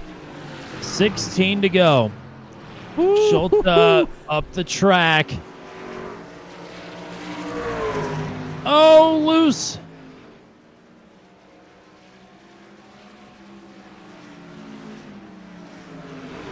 These two won a lot of races here this season. They've got nothing to lose. I would not be shocked to see a boot. Das Boot here at the Magic Mile. Well, if there's anything I know about Schulte, he does not want to make contact with Michael to make this pass. He wants to just make it clean and get out of here. But has that ship sailed? Maybe not. Maybe looking for a big send here to slide and get clear. He goes up the track. Michael will have a big run. But it won't Schulte be, really now it will loose. be enough. Schulte pretty much sideways there, and Michael right back underneath. Michael going to go way down to the apron again, try this bottom to top slider, and he puts himself back out front. Oh, wow, what a battle. Whoa! Michael loose! Here goes Schulte again. These guys are 12.5 seconds clear of Christopher Howell, so nothing coming from behind. Sisler's on fresher tires, but he's multiple laps down. Incredible dueling here at New Hampshire. Schulte can't make that apron stick. He gets Michael checked up. The drive up off the bottom. These guys are both so loose right now. And they are cooking the tires battling this hard as well. Yes, they are. But it's fantastic stuff. Who will yield first? It might be Justin Michael. He's still fighting back. Michael loose. Back to second for now. Was that the killing blow? Michael again going to try this, using the pit exit lane. This time not able to get clear of Schulte. We'll get up beside him as Schulte again is bobbing on that right rear tire. Unbelievable. Michael going to send it Here it again. comes. This time we'll Side get clear job. in 3 and 4. Schulte had a huge run. Michael down to defend, but Schulte still finds his way underneath.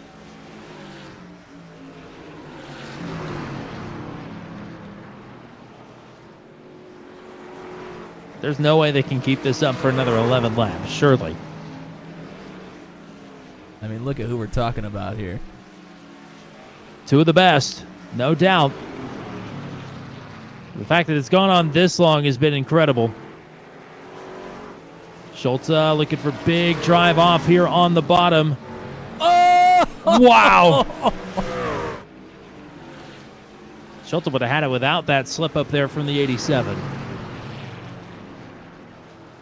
Now, is that the killing blow? Sisler on fresher tires has just been sitting back here watching this whole thing unfold.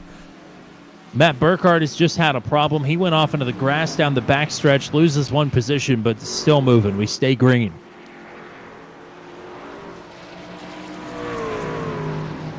Andrew Schulte now not under duress for the first time in several laps.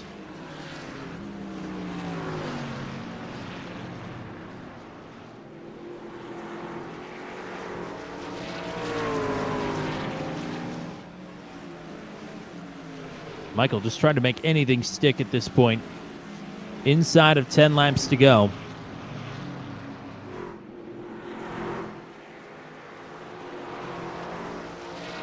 Since the battle subsided, now Sisler's going to try and make his way around.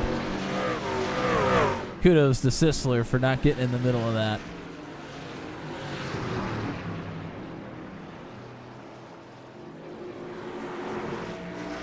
Well, the closest duo we've got on track is Jack Watson, Matt Montenball for 7th.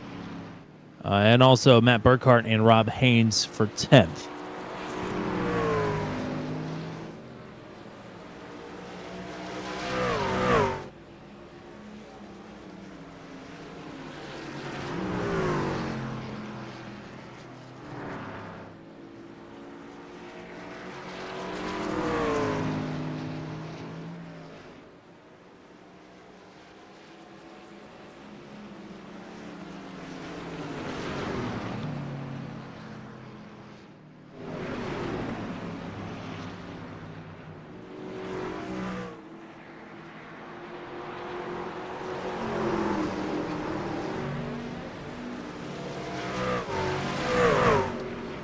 6 miles to go.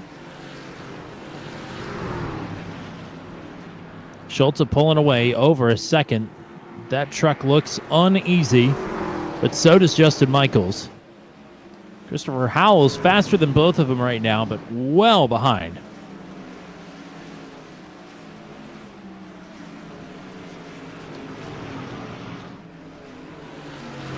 Here goes Widener and Hamby side by side. This is for a top 5.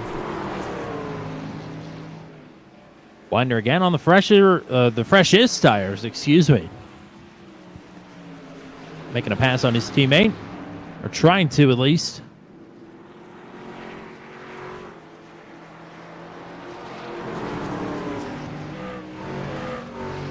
Nicely done. So he has an outside chance to catch up to Heath Smith here. He's got 3 seconds to catch up to his other teammate. That would be for 4th. Smith is on the oldest tires of the group here, so there is an outside chance, but laps are ticking down quickly here. Only 4 to go. All things considered, Heath Smith pitting that early, I thought that was going to be a disaster, and he did lose a spot on the podium, but has hung on to those tires really well.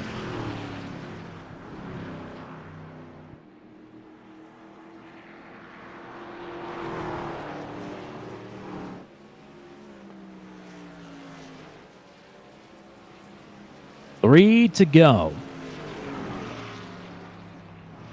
A lot of lap traffic ahead of Andrew Schulte, including Rob Haynes and Rob Haynes and Will Kirk, who are battling for 9th position. Matt Burkhardt also in front of the race leader.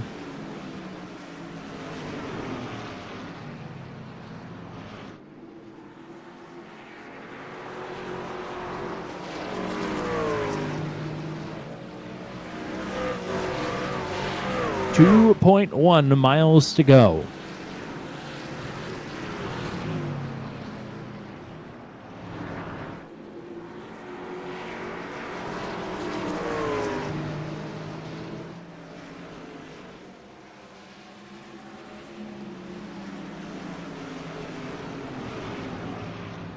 Schulte just wants to make it back to the line here.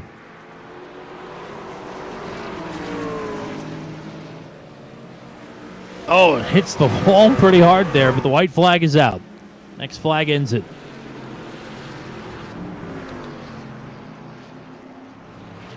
Wow, he looks incredibly loose right now and doesn't want any part of what's ahead of him.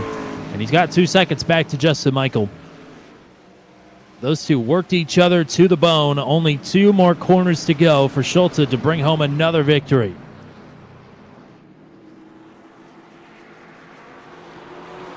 The overcut gets Andrew Schulte back to victory lane. Schulte takes New Hampshire.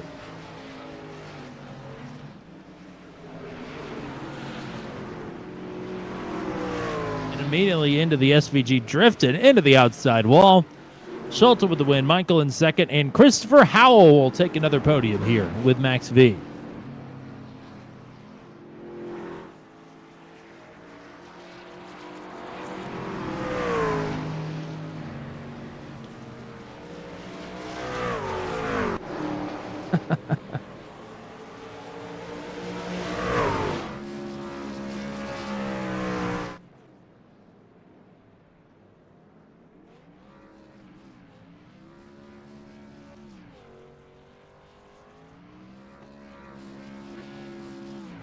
Oh, yeah, look at that one.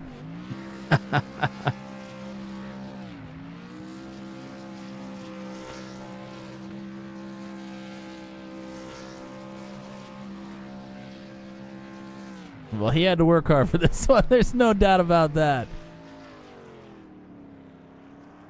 Yeah, big time.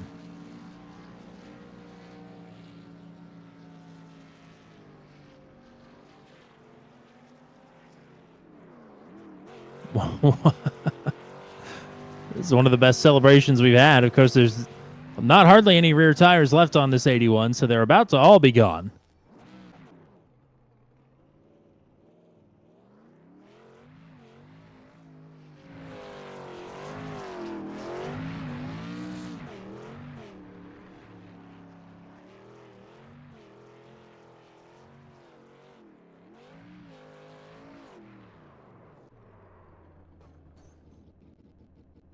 That is win number 5 on the season, win number 6 overall in his post-revival Max V career for the reigning series champion.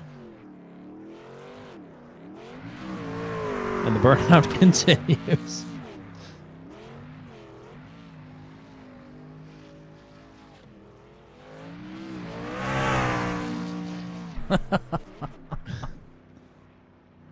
Well, unfortunately, that disqualifies him. He did a full lap backwards, so he finishes 1 lap down, and Justin Michael now the race winner.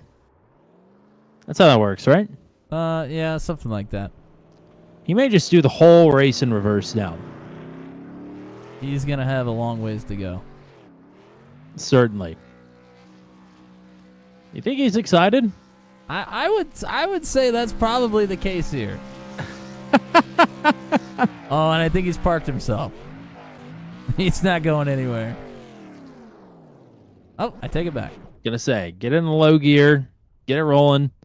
I thought he perched himself up on top of that wall. All right, we'll roll into the full finishing rundown here. Schulte with the win, Michael in second, Howell in third. We'll talk to these 3 gentlemen momentarily. 4th for Heath Smith, 5th for Charlie Widener, 6th for Johnny Hamby. That's Highline Racing 4, 5, 6. Jack Watson, P7, Matt Montalbot in 8th, Will Kirk in 9th, Rob Haynes then rounds out your top 10. Matt Burkhart, the last driver on the lead lap in 11th. Zachary Groover in 12th, Wally Turheimer in 13th. What might have been for Scott Patton today, even if he just didn't have a 0X on that first caution. He finishes 2 laps down in 14th with more internet problems. Matt Sisler then 2 down in 15th. Frank Reese 5 down in P16. Kerry Cleaver finishes in 17th, 7 laps down. And then DNFs for Greg Mall, Michael Van, Chris Foyles, Brad Slagle, Jacob Gibson, and Kyle Manos. A race of attrition to open this one up, but a long green flag run to close it.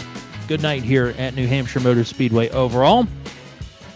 And I'm sure Christopher Howell would say it was a good night as well in truck number 88. 18th to 3rd, plus 15 for you en route to another podium here with Max V. Congrats. Appreciate it, fellas. It was not expected, that's for sure. You know, I'm not here for points, so just went to the back and just had some fun. How much fun is it and versus how much work it is to, even with the aid of cautions, to have to pick your way up through the field like you did tonight? It's a little nerve-wracking when you go back there, or you are back there. I think I got spun around one time just after getting the fresh tires.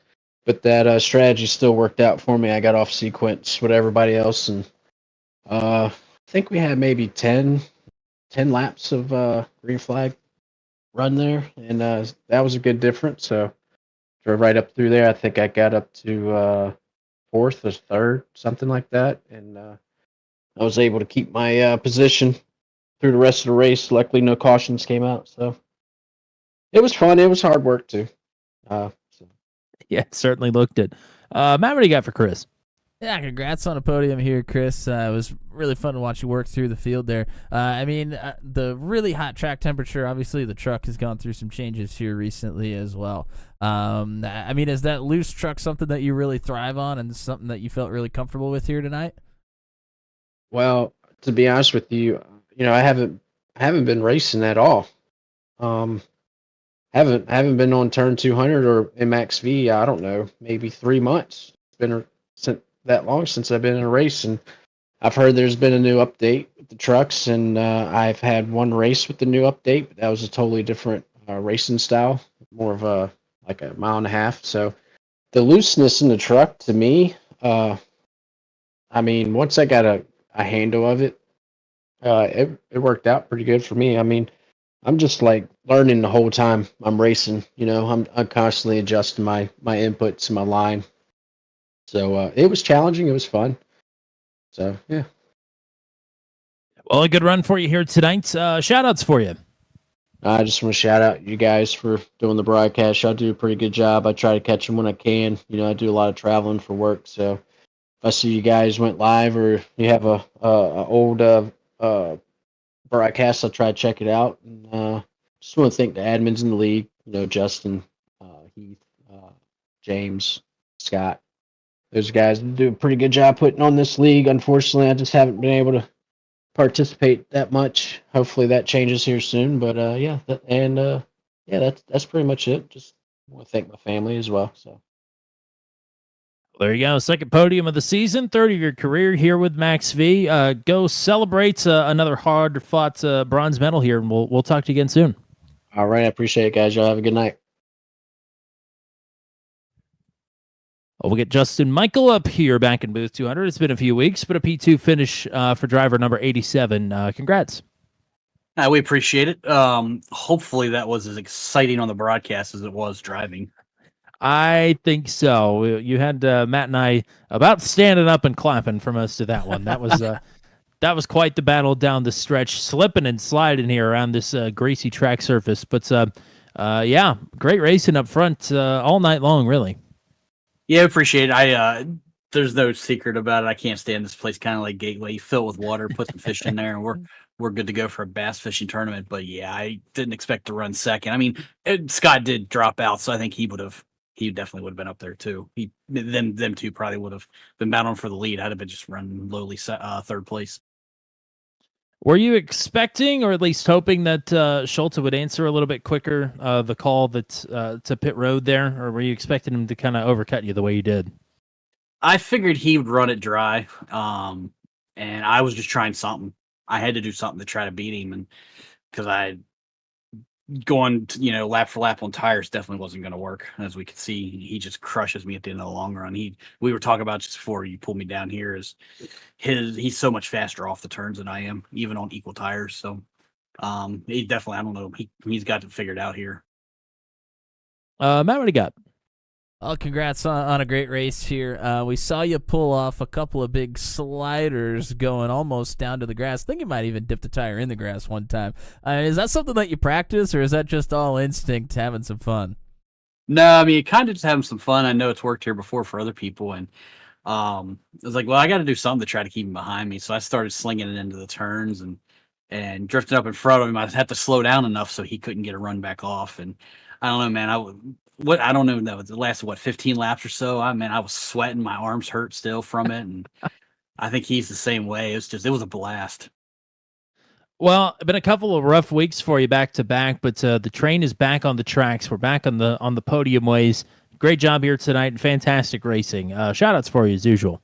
Just you guys calling a great race as always, and Andrew, man, that was a great race. So hopefully he enjoyed it as much as I did there, and James for putting this league back on, and Scott for patented paints for painting the truck, and just all the guys from Bandit Motorsports, great group of guys, and we hope to see you next week, where I actually don't know where next week is.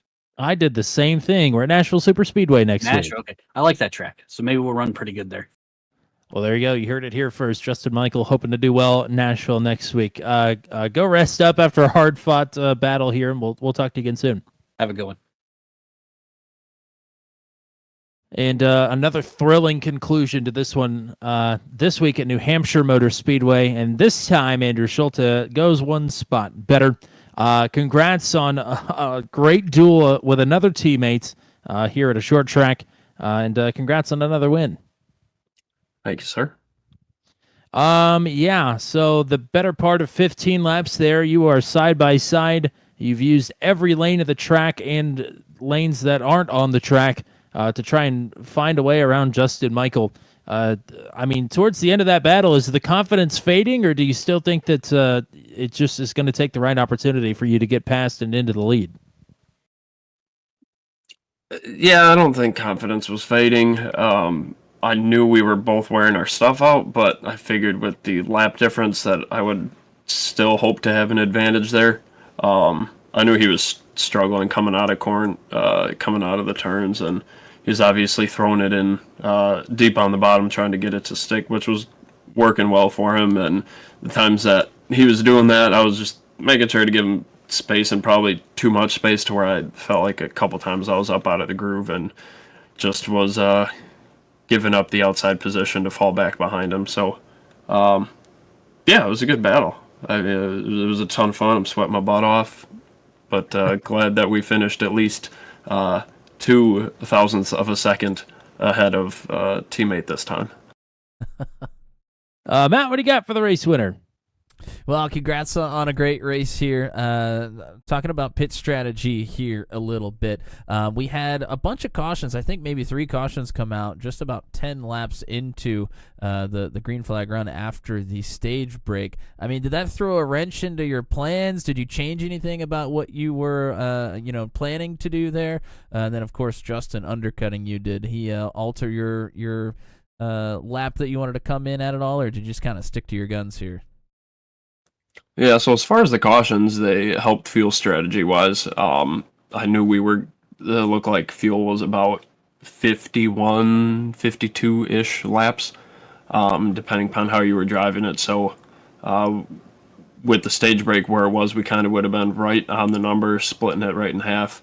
So the cautions helped bridge that gap a bit to where we had a little bit more room to play with of when we were going to come in. And I was kind of keeping an eye on it to where we were good to pit, and was going to pit actually the lap after Justin came in, but didn't. The plan was to come in the lap after, but seeing that he had undercut that, I didn't want to just give up the track position that he gained from pitting a lap early, so it did alter it to where we just ran it all the way out, and then just hoped that we were, one, going to have enough laps to get back to him, and then two, as long as it stayed green the whole time, kept that advantage. Because if a caution had come out, I think we all had one more set still laying in the pit to where I think the race would have flipped in Justin's favor, because I wasn't all that great short run speed, but was able to keep the tires on it a little bit better than everyone else to where we had that advantage. So if we had a caution there to break up that last run, it would have been a different story. But just glad that it all worked out. Most certainly. 5th win of the season. Nicely done. Shout outs for you as usual. Shout out to Scott Patented Paints. Unfortunate that he dropped out of the session yet again. That was fun battling him the first go around, and if he would have stayed in, I think between me, him, and Justin, that would have been a hell of a race. Shout out to the Bandit Motorsports teammates, Turn 200 crew as always. Everyone that's adminning the Max Velocity Revival League. Harry for supporting the league and giving us a sponsor. It escapes my mind when it comes to the booth, but appreciate him giving us a sponsor for the league, and my wife and kids as always. Alrighty, partner. Go celebrate another hard-fought victory. We'll talk to you again hopefully next week in Nashville. Thanks, sir. Well, Matt, great stuff here tonight. I'm going to try and wrap up quick because I want to go watch the IRA Maverick sprint car feature. But, great battle in here in New Hampshire. Yeah, really great stuff. I mean, obviously highlighted by Justin Michael and Andrew Schulte there towards the end, but good stuff from everybody here tonight. It was tough track conditions. Everybody was sliding all over the place, but battling hard. Awesome to watch.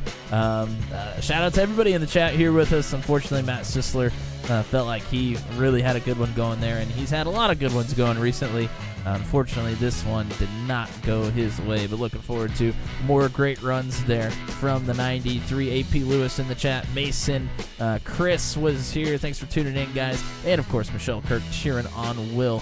Thank you guys for tuning in, chatting with us here. I am sure that you enjoyed that one. So shout out to the drivers here tonight. Send them your love. And what do we got coming up here, Tommy? Well, Sunday afternoon, it'll be a double feature for the Mission R Challenge. We'll show last week's race from Laguna Seca. Then we'll roll right into this week's race from Algarve. Today's top split did not go official, unfortunately. After I busted my rear to get home to make it, we were one person short still. So didn't get to race that track, but excited to get to Portimao this week.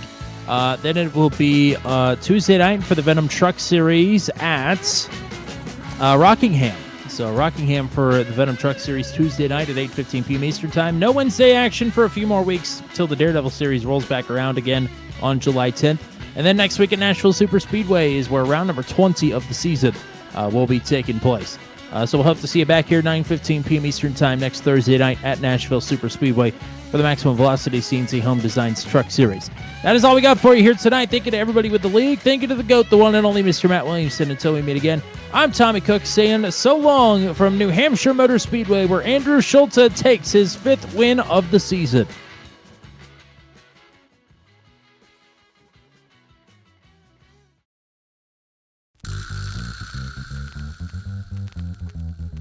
This has been a live broadcast on Turn 200. Be sure to hit subscribe and hit the bell to get notified of when we go live next.